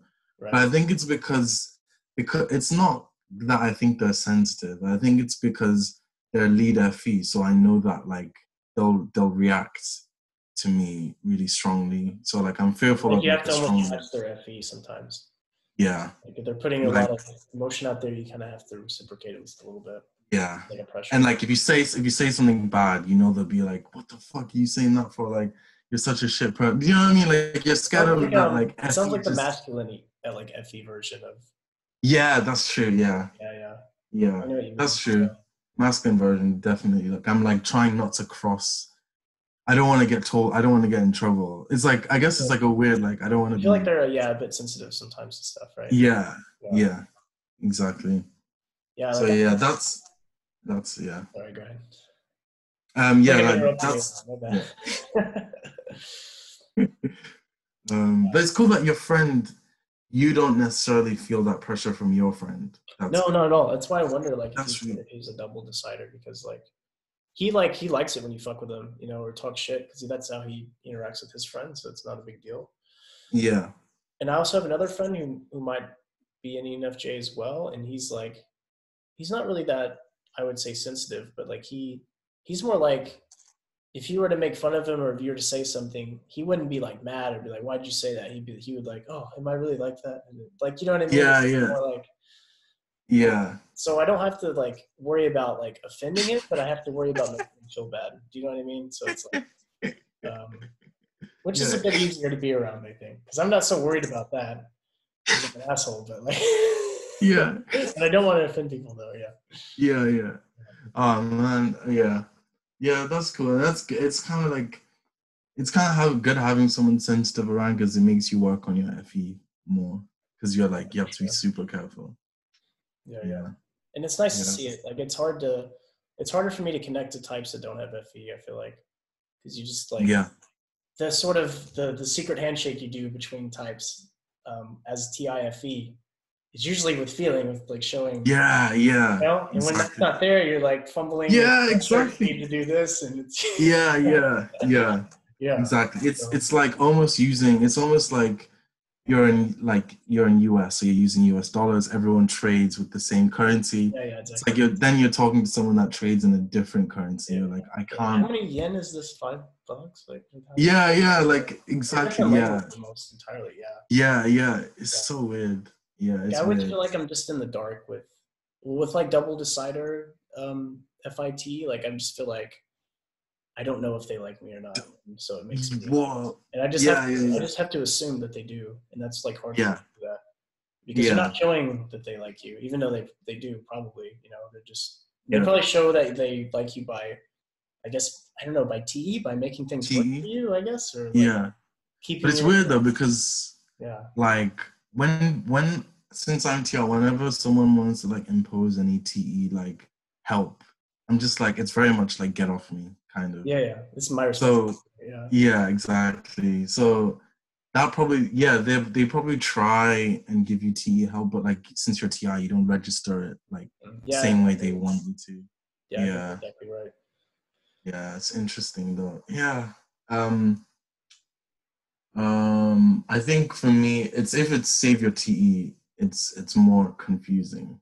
If it's FI, it's fine. But if it's Savior TE, I'm a bit more because sometimes it can be a bit domineering. Is that the right word? Like a bit like authoritative. Like So I don't. if they're lead TE or if they're Yeah, or Savior. Like if they were um Savior TE, like TE second or okay, TE third. okay. Mm-hmm. It feels like it almost feels like they're looking down on me like and they think it's help like they're trying to help but then Okay. I'm taking it like what are they doing like do they think I'm stupid Yeah, like I don't know you know what I okay, I mean see. Yeah, no, so I see what you're saying. Yeah, yeah yeah it's like with my dad who's TE. Like he's like the same stupid shit. Like we talked about this, but like, hey, do you have gas yeah in the car? Or like, you're gonna move to Germany, but how are you gonna get a visa? It's like you don't think I've figured this stuff out already? Like, are we yeah about this? Or like, you think I'm stupid? yeah It's the same reaction you have, but he's not trying to. He doesn't think I'm stupid. Obviously, he's just yeah trying to show me he's exactly good, and that's his way of showing that he cares, which I yeah take just as blasting out just whatever like yeah yeah, yeah. yeah Because his parents didn't really care about him or weren't really there for him. So like his way of showing that he cares is to do what his parents didn't do for him. yeah Make yeah sure I've got money, I've got a car, I can mm-hmm. pass. I'm gonna have a visa when I get to Germany, just whatever. So that's his way Yeah of showing his love. But he doesn't show like FE love, which yeah it's not yeah is it's what kind of just what we that want, right? Yeah. So that's yeah yeah exactly yeah yeah that's true yeah. So we spoke about this. My dad's ISTJ too. it's like most It's dads similar. are TJs somehow. Like most Yeah, I don't. I'm wondering actually, like, is everyone just like, is it just an archetype of a dad? I don't know. Maybe. it kind of is. Yeah, yeah. Because I've Like I heard think actually. Jonathan Yeah. was saying like there was somebody like how what kind of gift do I give to my SI savior dad? And then Jonathan said something funny like all like I can't do the joke right or the Yeah. context. It was like all dads are SI savior or something like that. And it was so Yeah. funny, Yeah. but it Yeah. was so true though. Like yeah, how are they Yeah. all It's true. like the typical the Myers-Briggs stereotypical SI? It's like everyone's dad. Like Yeah, literally. Like, yeah, for sure. But it's weird. But I genuinely, I do think my dad is ISTJ. Like, just very like what you were talking about now. Like he was trying to, he did that today, but he was being helpful. But he was just talking me through stuff that I already knew. But like he went on for like 5 minutes, just like explaining something, and in my head I was like, I know this, but this is him helping. So, and my mom is, I think she's, well, I'm pretty sure she's ISFJ. Okay. And I actually think she might be visual. I was gonna ask Dave and Shannon to like just take a look at her. I don't know, see if she's visual. But like, yeah, I think she's visual. Is it a hard time? Yeah. Pardon? Yeah, it was because she comes on really strong with like intuitive things, right? But what she does is like SI. She doesn't do like intuition all day long. It just, when it does come out, it's like a punch. But it's like, I wasn't sure if, is she savior intuition? But nah, I'm pretty sure it's savior SI. But yeah, pretty much. Yeah, it's hard to like. I think my mom is probably an ESFJ, but I can't. Again, is SFJ like the typical mom? Yeah, is it? Because there's a lot of people with ESFJ. Yeah, literally. Like it's also like the archetype for transparent. So maybe I don't know. I don't know. Yeah, me too. Like I don't know. Yeah.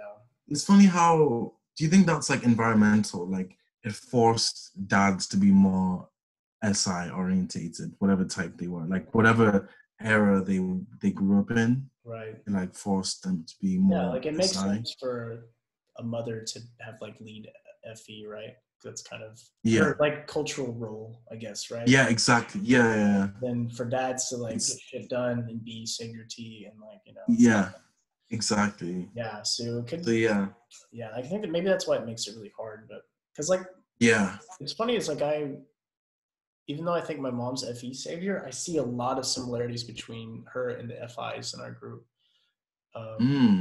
Like there's someone in our group that's also a hairstylist, and my mom is as well. And the way she communicates and she talks and stuff, it's like, wow, it's like just like my mom. But it's like, but my mom is always doing the EJ contract stuff where she's like, I did all this for you. Why aren't you reciprocating? And she doesn't. So I don't think she's FI, but like, so I definitely see. Yeah, it's really confusing because I feel like I have too much data on my mom. And so it's really hard to sit through that and find the pattern, I think. Okay. Wow. That's really interesting that you said that just now. Like because I'm a single observer, it's very easy for me to like get into kind of biases. Like when I have a lot of, because it's very easy when you have loads of information confirming the same thing, it's very easy to just get into confirmation bias. But you just now, information you can pick from any of it and support whatever you want to, and so that makes sense. And when you're like just now, you were aware of that. You were like, no, this is like that was like double observing. Like you were aware that this is too much information. Like I'm never aware of that. I just think, oh, I have all this information. It must be, you know. I don't know. I'm not aware of what's clouding my judgment. That was it. I feel like that's totally. So like there was a book. Do you know Malcolm Gladwell? I've heard of the name, but I can't remember. He has some like, let me look it up. Malcolm Gladwell, whatever. How do you spell it? The Tipping Point. He did that one, and there was one he did about information. It was like, how about too much information is actually bad, because like one of the examples he gave was like this hospital was checking for like heart attacks. What's the chance you have a heart attack given the symptoms that you're giving? And so they had one system where it just checked 2 or 3 symptoms, right? 2 or 3 major ones to see if you're having a heart attack. The other system took in everything, your age, your like height, all this stuff. But the first system ended up being way more accurate because the other system was taking in all of this information that wasn't. Because it increases like noise, not noise, but like the chance for error to conflate with finding. And I think a lot of it because the information wasn't weighted. So like the height was just as important like the blood pressure, or like, Yeah, I think that messed it up. So you have to Ah, like weight the information somehow, where it's like, okay, this is evidence of this, but it's not a lot, so I have to treat it as such. And so I don't know if yeah, yeah, it's hard to do though, like in your mind, like you have to make some kind of point system or something. Or I'm not sure how you would do that, but yeah. That's cool. That's double observing. yeah, This is cool. that's what I do, man. That's what I do. Yeah, I'm trying to get into. I'm trying to like learn frameworks that I can use to help me double observe. So that what you said is a good one. Um, there's like there's another one I really like. Have you heard of like Thinking Fast and Slow? Like a book I called have heard Thinking of that. I Fast and haven't Slow. read it though. Oh, Yeah, it just talks about human biases and like how we rely on assumptions. So like I really like that because it helps me weed out my single observer issues. And he just talks about how where we kind of make assumptions about like stuff, but we never consider like that when whatever decision we make, there's always like chance for error because there's always noise. You can never know everything about something because there's always like noise.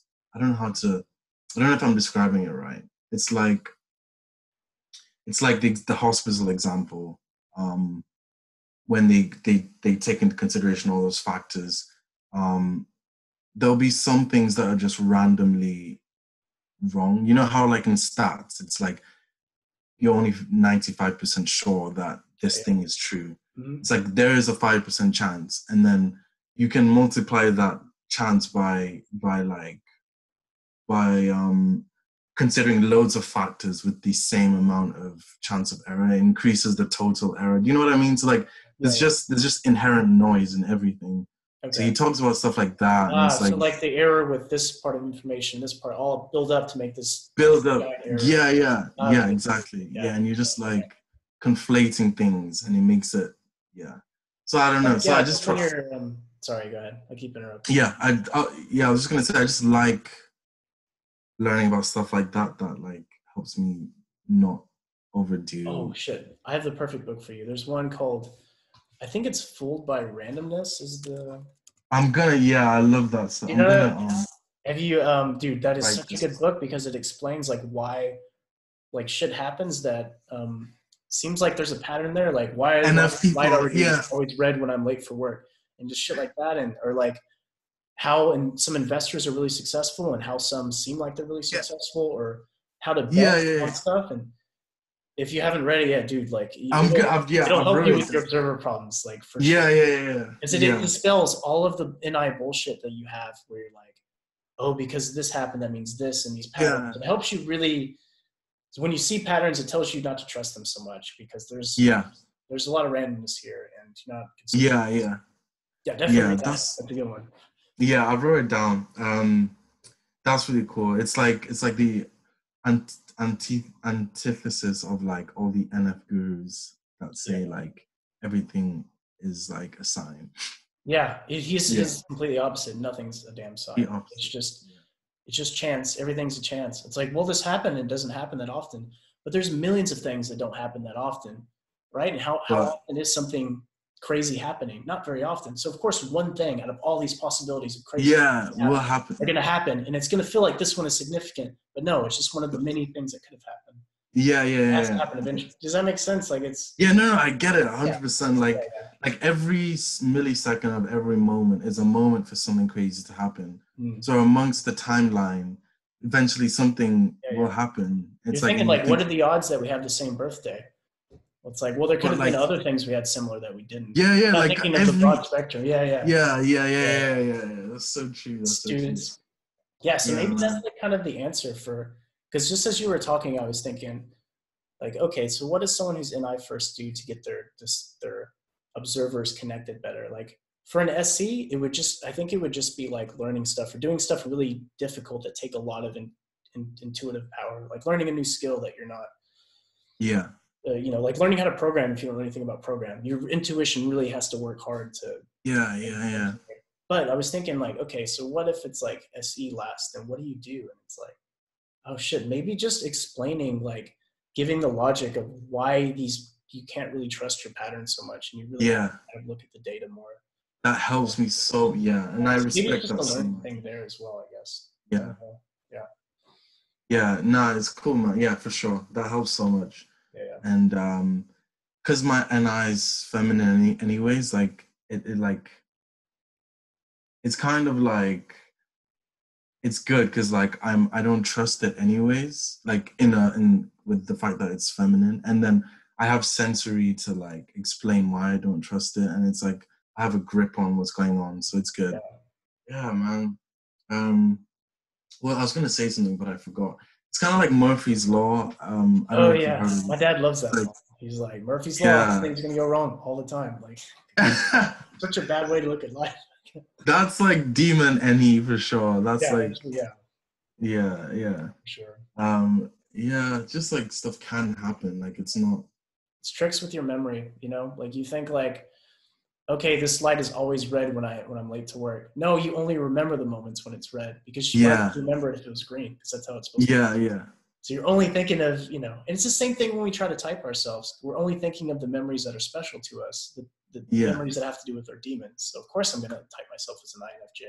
What about that one time where I helped all those people? Or what about that one time I had this intuitive this thing? Right? It's the same. Yeah, it's the same. Our memory just plays tricks on us, I think, Yeah, for sure.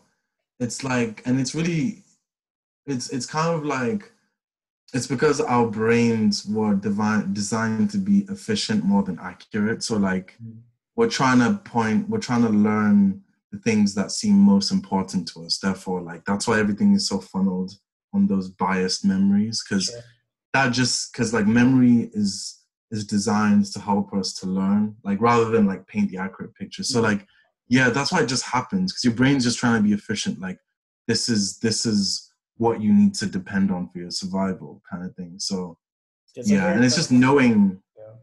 Sorry? So it's like a very primitive default system that we have. Yeah. Just like, and just knowing that your brain is fallible. Like it doesn't want to paint the accurate picture of reality. So you have to like bypass that and like stop yourself from like, that's more so for lead NIs, but in general, try not to like jump on the bandwagon. Thinking Fast and Slow is a good book because it talks about all our biases. Like there's the one about the coin flipping one. So like, I'll do an example for you. You'd probably be fine. I don't even know how you respond to this, but let's say I flipped a coin. It's heads or tails. I flipped it 9 times and I got heads 9 times. What like would you think are the odds that I get heads again 10 times? It's an easy one. It's 50%, right? Yeah, exactly. I knew you'd get it. Yeah. And like most people want to say, oh, you run out of luck. So you'll more likely get tails or something. Like we just have this, that it's like a rule of thumb, just like looking at things as connected events when it's just an independent event. You're just flipping coin. So but you got it right anyways. But I watched a movie where like they were in some math class and they asked kind of that same question and everyone got it wrong. And the dude was like, it just gave him the odds of that one occurrence. And he's like, he's right. And I remembered that. So I think I used that. Okay. So I cheated a little bit, but it's like the odds of the occurrence, like, doesn't matter about what happened before because they have nothing to do with the next thing. So only use but like, I think I still fucked that up though and still think, well, it's happened. This has happened X amount of times. It's okay. It's the chances that it's not going to happen this time. Like, and then you can't. It's so it's just so inbuilt in you. There's one that like I've done it like multiple times at different times, but every time I do it, I get it wrong. Like even after like finding out the answer, and it's so like my brain just wants to see it this way. Let me try to remember the question. I don't know if I'll get it right. So it says fuck, I can't remember it. I might just Google it really quickly. Okay, yeah, go ahead. Sorry. Let me just try to get it. Daniel Conran question. $1.20 question. Simple logic question that most Harvard students get wrong. Right. So this is the question, right? So a bat and a ball cost $1.10, right? The bat costs $1 more than the ball. How much does the ball cost? Oh, yeah. And this one you intuitively, yeah, okay. I've heard this one before. And then you have to, oh, okay, well, it's just $1 more. Yeah. And you don't think a bit. Yeah. Okay. Yeah, that's a tough one. Yeah. If I hadn't already heard that scenario before, I would answer it wrong. Because it seems like a really easy question when you first hear it, right? And then, yeah. And even when like I've done it, I'm doing it again, right? I'll be like, I know saying that it's $1 is wrong or whatever, but I can't, my brain is not seeing it any other way. I'll sit there for like minutes, like I know that's not the answer, but like I'm not seeing it. And then I'll look at the answer and I'm like, yeah, that's what it is. I don't know, but yeah, they're called heuristics, like these rules of thumb that we use just for like every situation. Do you want something that'll really fuck with your head? Yeah, sure. Okay, great. This one I had to think about for so long because I'm like, wait, how the fuck is that possible? Okay, so let's say there's, I hope I don't fuck this up. Let's say there's 3 doors, right? And one of the doors is a prize. Oh, I know this one. It's the Monty Hall. You pick one and it's out there, then if you change your guess, it's more likely. Yeah, this fucked with me so much. Was it like you're meant to stick with the No, you meant to change. You should pick the other door. Oh, okay. Yeah. I forget the logic. Every time I forget the problem, like I thought, oh yeah, how did that work? And I had to think about it for a long time. I'm like, oh, that's why it makes sense.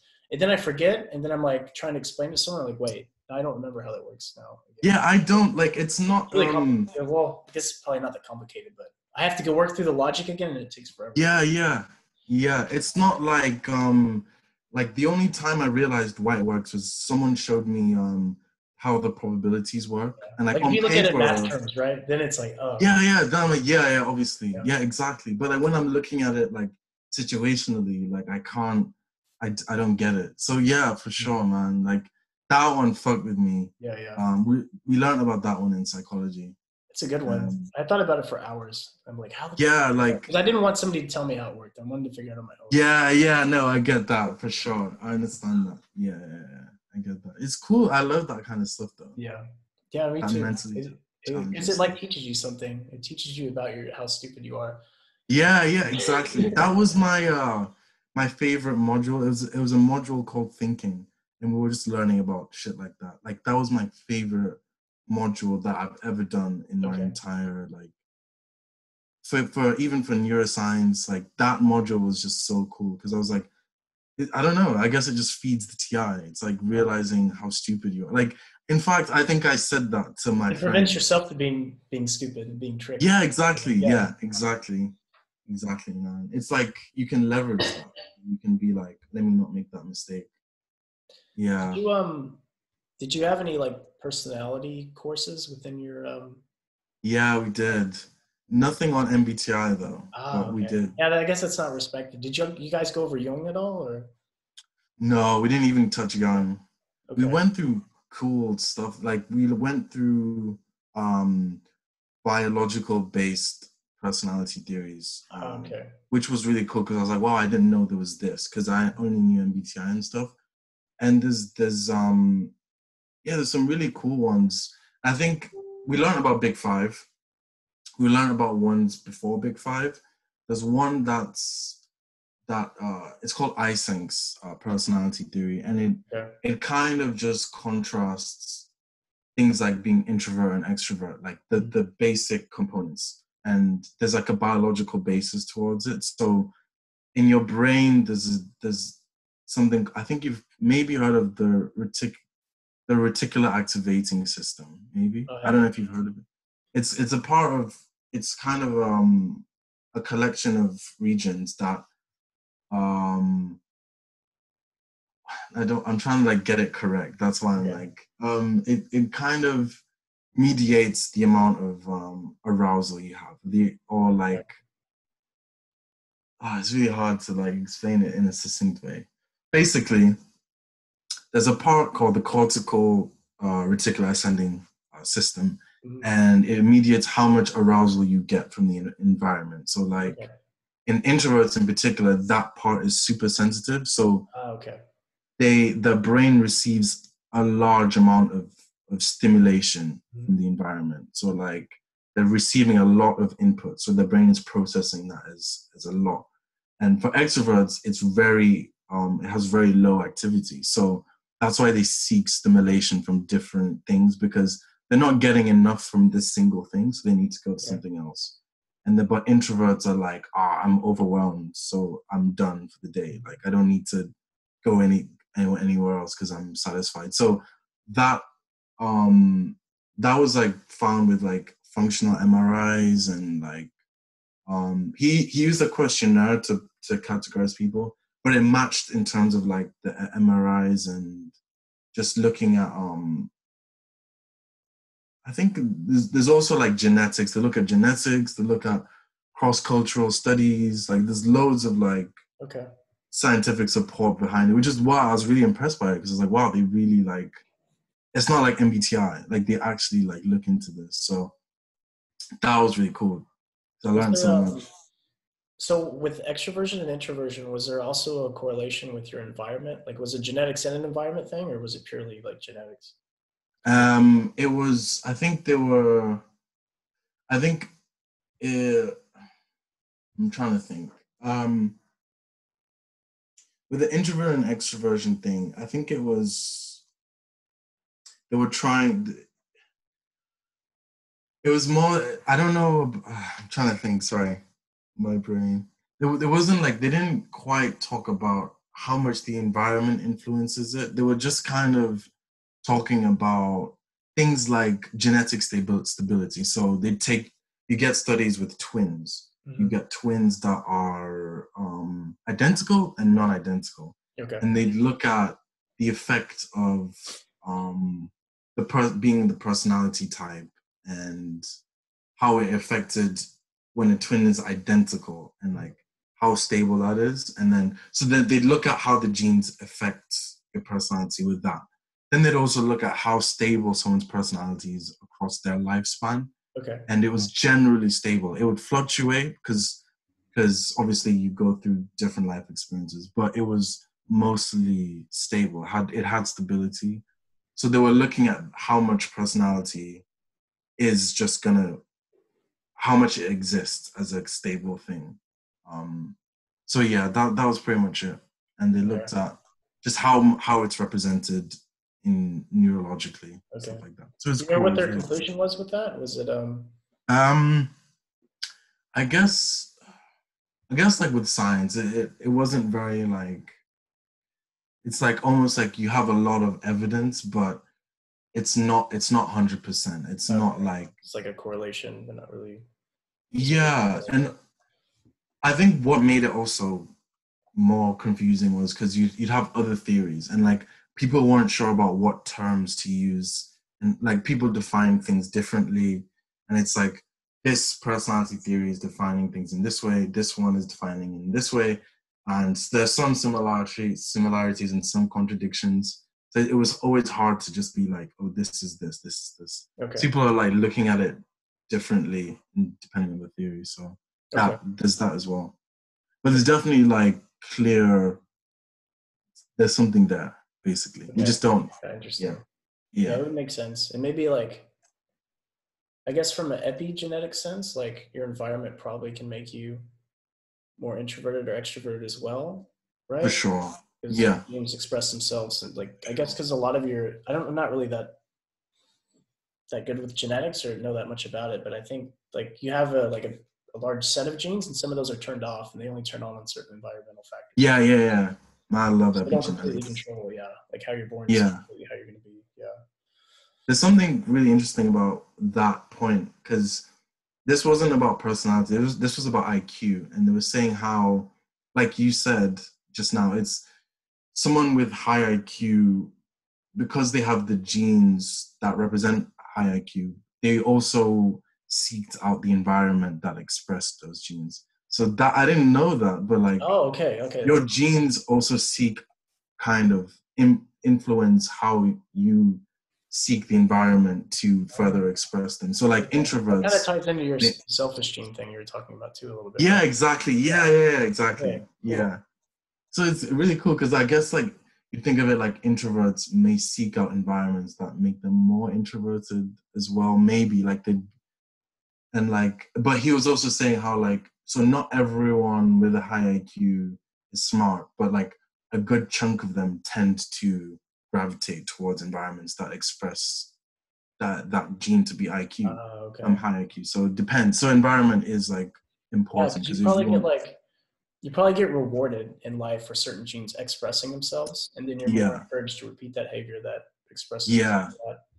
Yeah, exactly. Yeah, exactly. Hence, like saviors, like you're literally like rewarded, like for doing, exactly. That makes sense. Yeah, like that's probably how we get to really love our saviors, because it's the only thing that's like got us through. Like if I tried to use FE and I when I was a kid,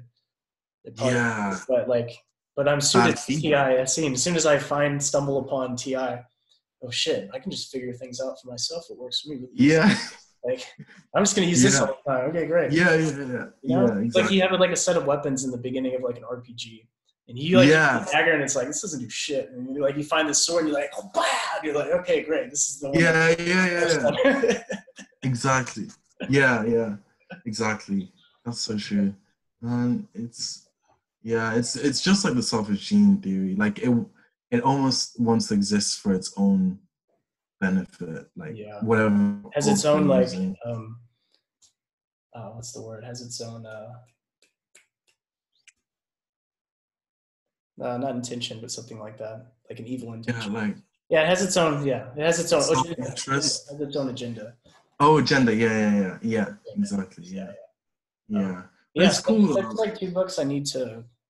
I'm just gonna type it into my to-do list thing, but like the selfish gene and think fast and things. Yeah. There's a lot of people that told me about thinking fast and thinking slow, and that it's like that's really good. So yeah, man, he won a Nobel Prize. A Nobel, really? For that? Yeah, in economics. Really good. Yeah, smart dude, man. He's a psychologist, so I watched an interview and he was just like, I wasn't expecting the economics people to like love my work so much, but they did. So sick. It's the best, when you're not expecting to receive as much praise, and then, oh shit, it was good. Okay. Yeah. That's good. Yeah. Oh, man. Do you think that's a TI thing? It's good, I think. Do you think that's a TI thing? Like having a low expectation? Yeah, like you're not aware that this thing that works for you works for so many people. Like you're surprised. Oh no, I feel like it's the opposite. I feel like this is the best thing. This works for me so well. It's gonna work for everyone. And then people are like, yeah. That happens a lot to me, actually. Fair enough. Yeah. Oh man. But in some ways, I guess the opposite way, because you're not really gauging the tribe so well if you're like lead TI, and so.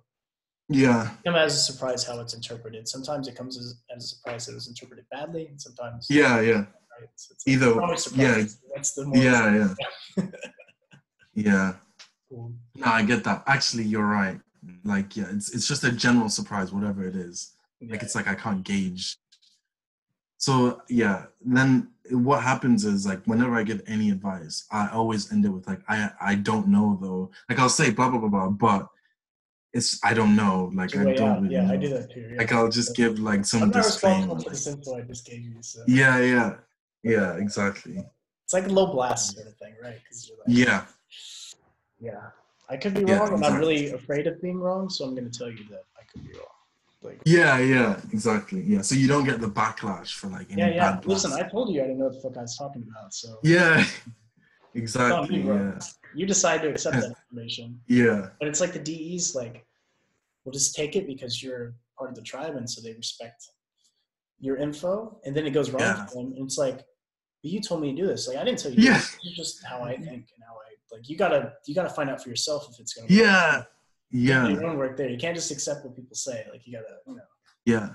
Which is, and that, exactly, like, and that comes from, I do that, so you should do, like, whenever people give me advice, I'm not just, like, taking it like random. Like I'm like processing it, and like if it works for me, it's me that like decided that. I'm not just. Do you know what I mean? So I expect other people to do that as well. But obviously, you just think not everyone does. Which I feel like is super dangerous. Like, if you just accepted whatever advice came your way or whatever, then you'd be running in circles all the time, and it's like, yeah, man. Because I realize like everyone can be wrong about anything. So it's like you have to. You have to make sure it makes sense first before you do it. It's like the smartest person in the world told you to do it. Because it could be also that they're not wrong, but you're interpreting it wrong too. Yeah. You know what I mean? Yeah. You never know. So it's like, it's So, it's fucked. It's fucked. Yeah. It's fucked. It's like the blind leading the blind. But like, yeah. I always like have this idea in my head that it's like everyone's stupid. I'm just trying to get less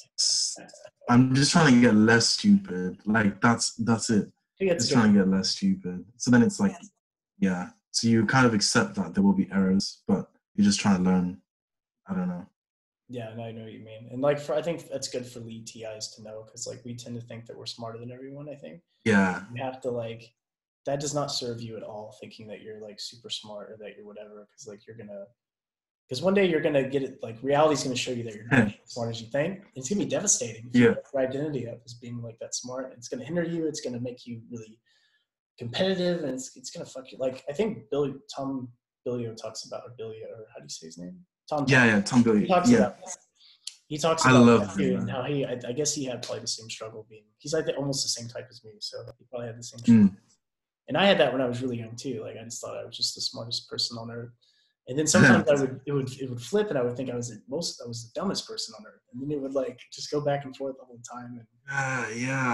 Yo, that explains. Yeah, like me, that's how I feel about myself. I'm like, either I'm smart or I'm dumb. Yeah. Like, do you know, like black and white. Like.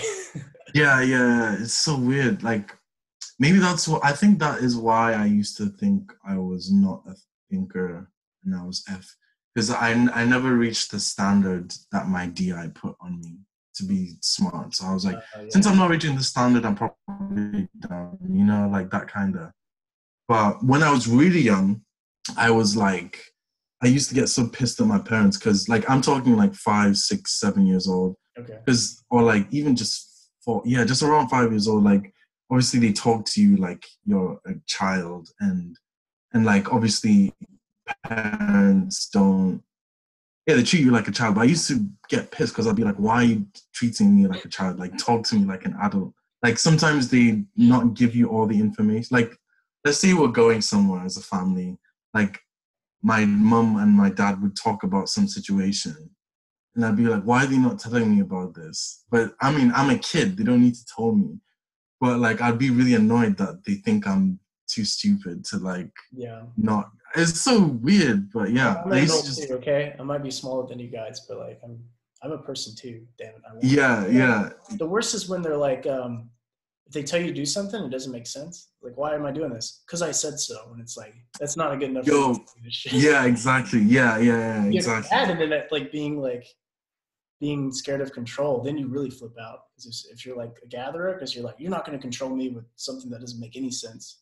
Especially. Oh shit! Yeah. Like, well, I'm not doing anything. Yeah. You get like. Yeah, no, I get that, man. Yeah.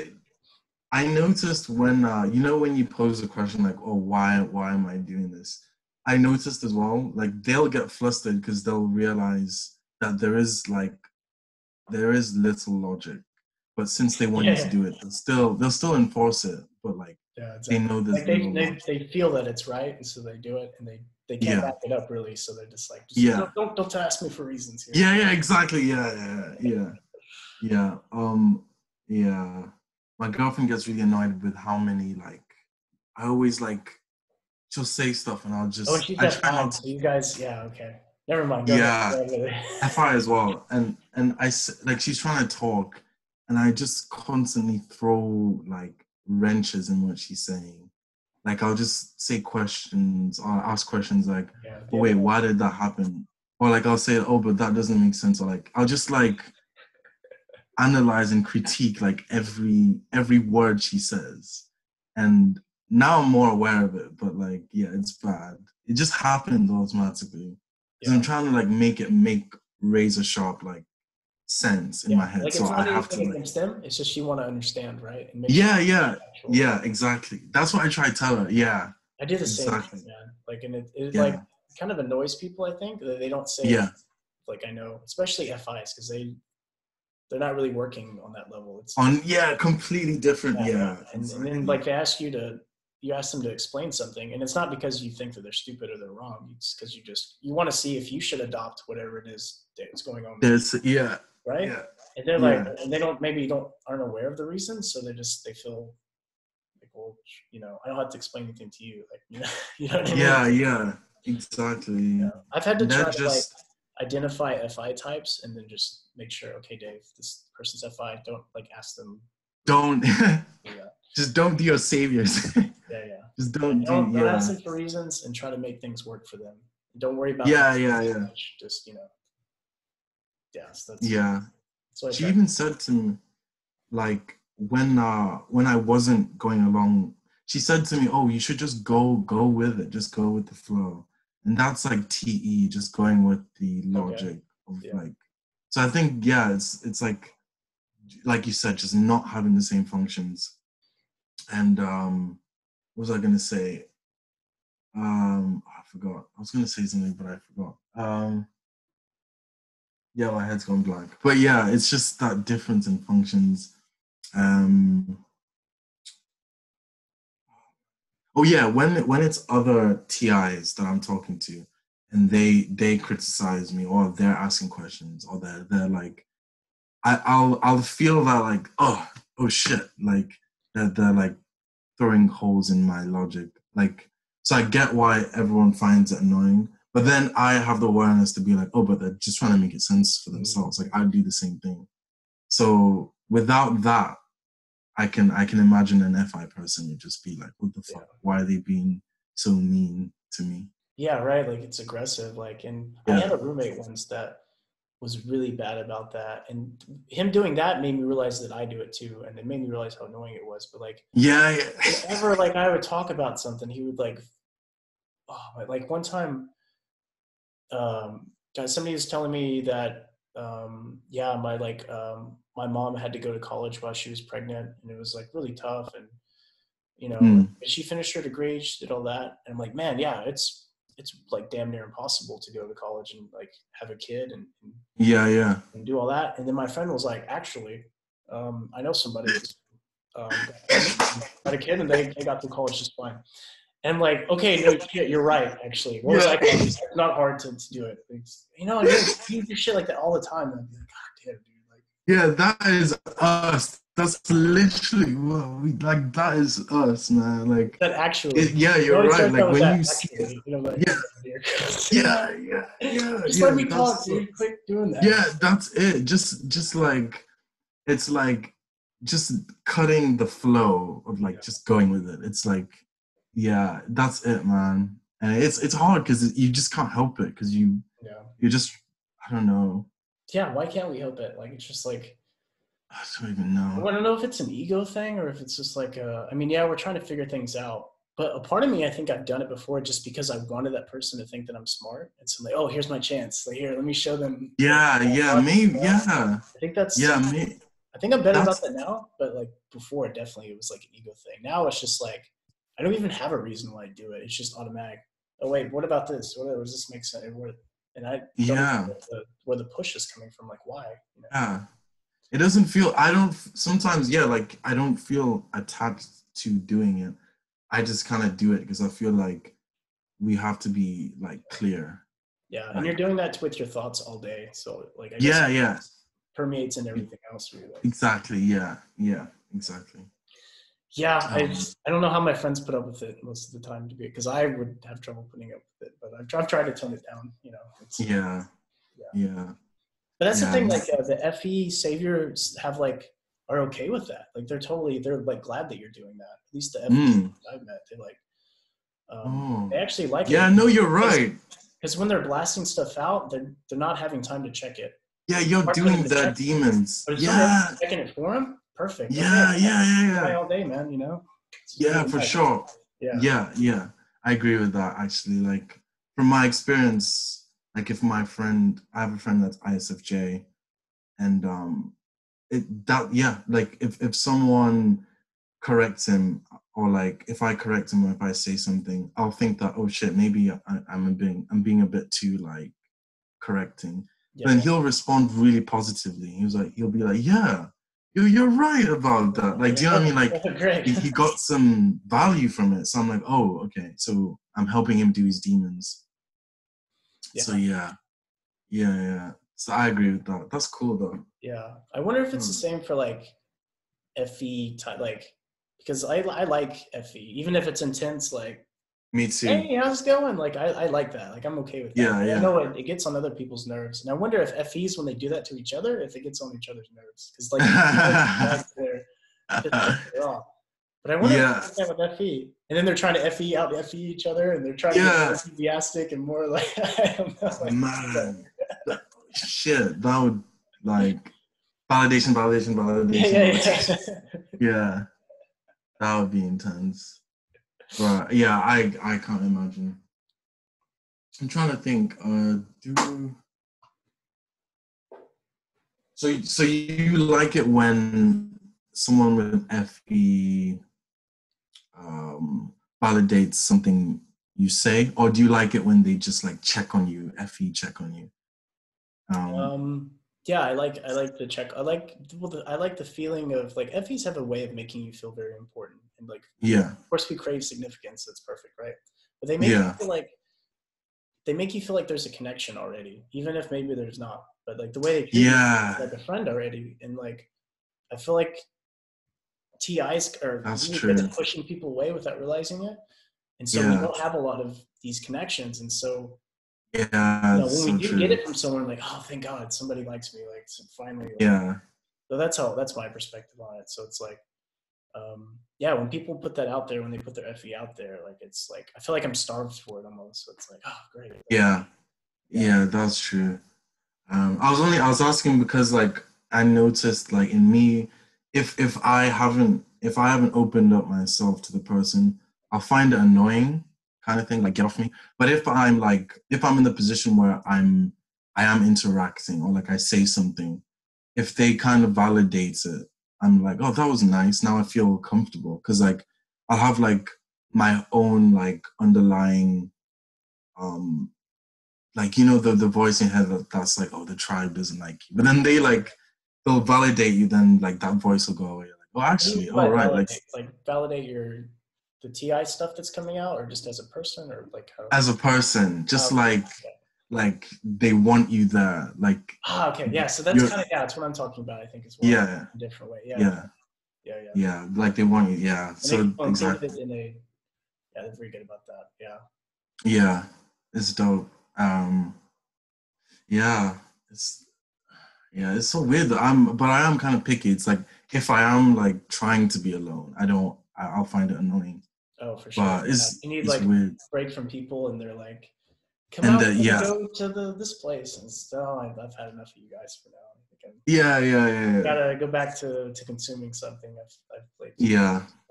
And it's the worst when they put you in the position where you have to say no, but then now you're like worried they'll think badly of you. So it's like a negative. Multiply that by like 10, and that's like a decider. Decider, yeah. And you're like thinking about it for days, like, God, I hope they don't think that I don't like them, or so, you know. Yeah. Thinking about it for a few minutes, and then you forget about it. Or something. Yeah. For me, I'm like, oh, God, what have I done? Yeah. If my mind goes there, I'll be like, it feels like give and take. So it's like all points. It's like, oh shit, they may not like that I did that. And I'll be like, I'll pay them back later. I'll do something to even it out at some point in the future. So that will like make me relax about it, kind of thing. I don't know. But yeah, it comes and I'll just be like, I'll be fine. Like I'll do something later or something. Yeah. That's good, man. That's where I'm trying to get. Yeah. It's been, I think, over 2 hours now. Do you think? Fuck, no. What? Yeah. It's time flies, man. Shit, man. In my head I was like, it's been just over an hour or something. Okay. Yeah. Well, I knew like how intense or it felt intense because it felt super interesting. But I was like, okay, we probably have talked like 5 hours now because it doesn't That's feel what like happened. that time, but it's been so interesting that I know it's been. Yeah. Yeah. Yeah. Shit. Okay. Yeah, I Yeah, don't know. I won't hang up the call yet, but I'll go ahead and just end the meeting, which will Yeah. just end the thing. But yeah, if somehow somebody is still watching this, if you watch the whole thing, holy crap! Thank you so much. So does Yeah. it all right, so you're gonna put it on YouTube? Yeah. Or Yeah, should we put it? yeah, okay. Let's talk about this later. But we'll end the Yeah. video now. Yeah. Okay. Bye, everyone.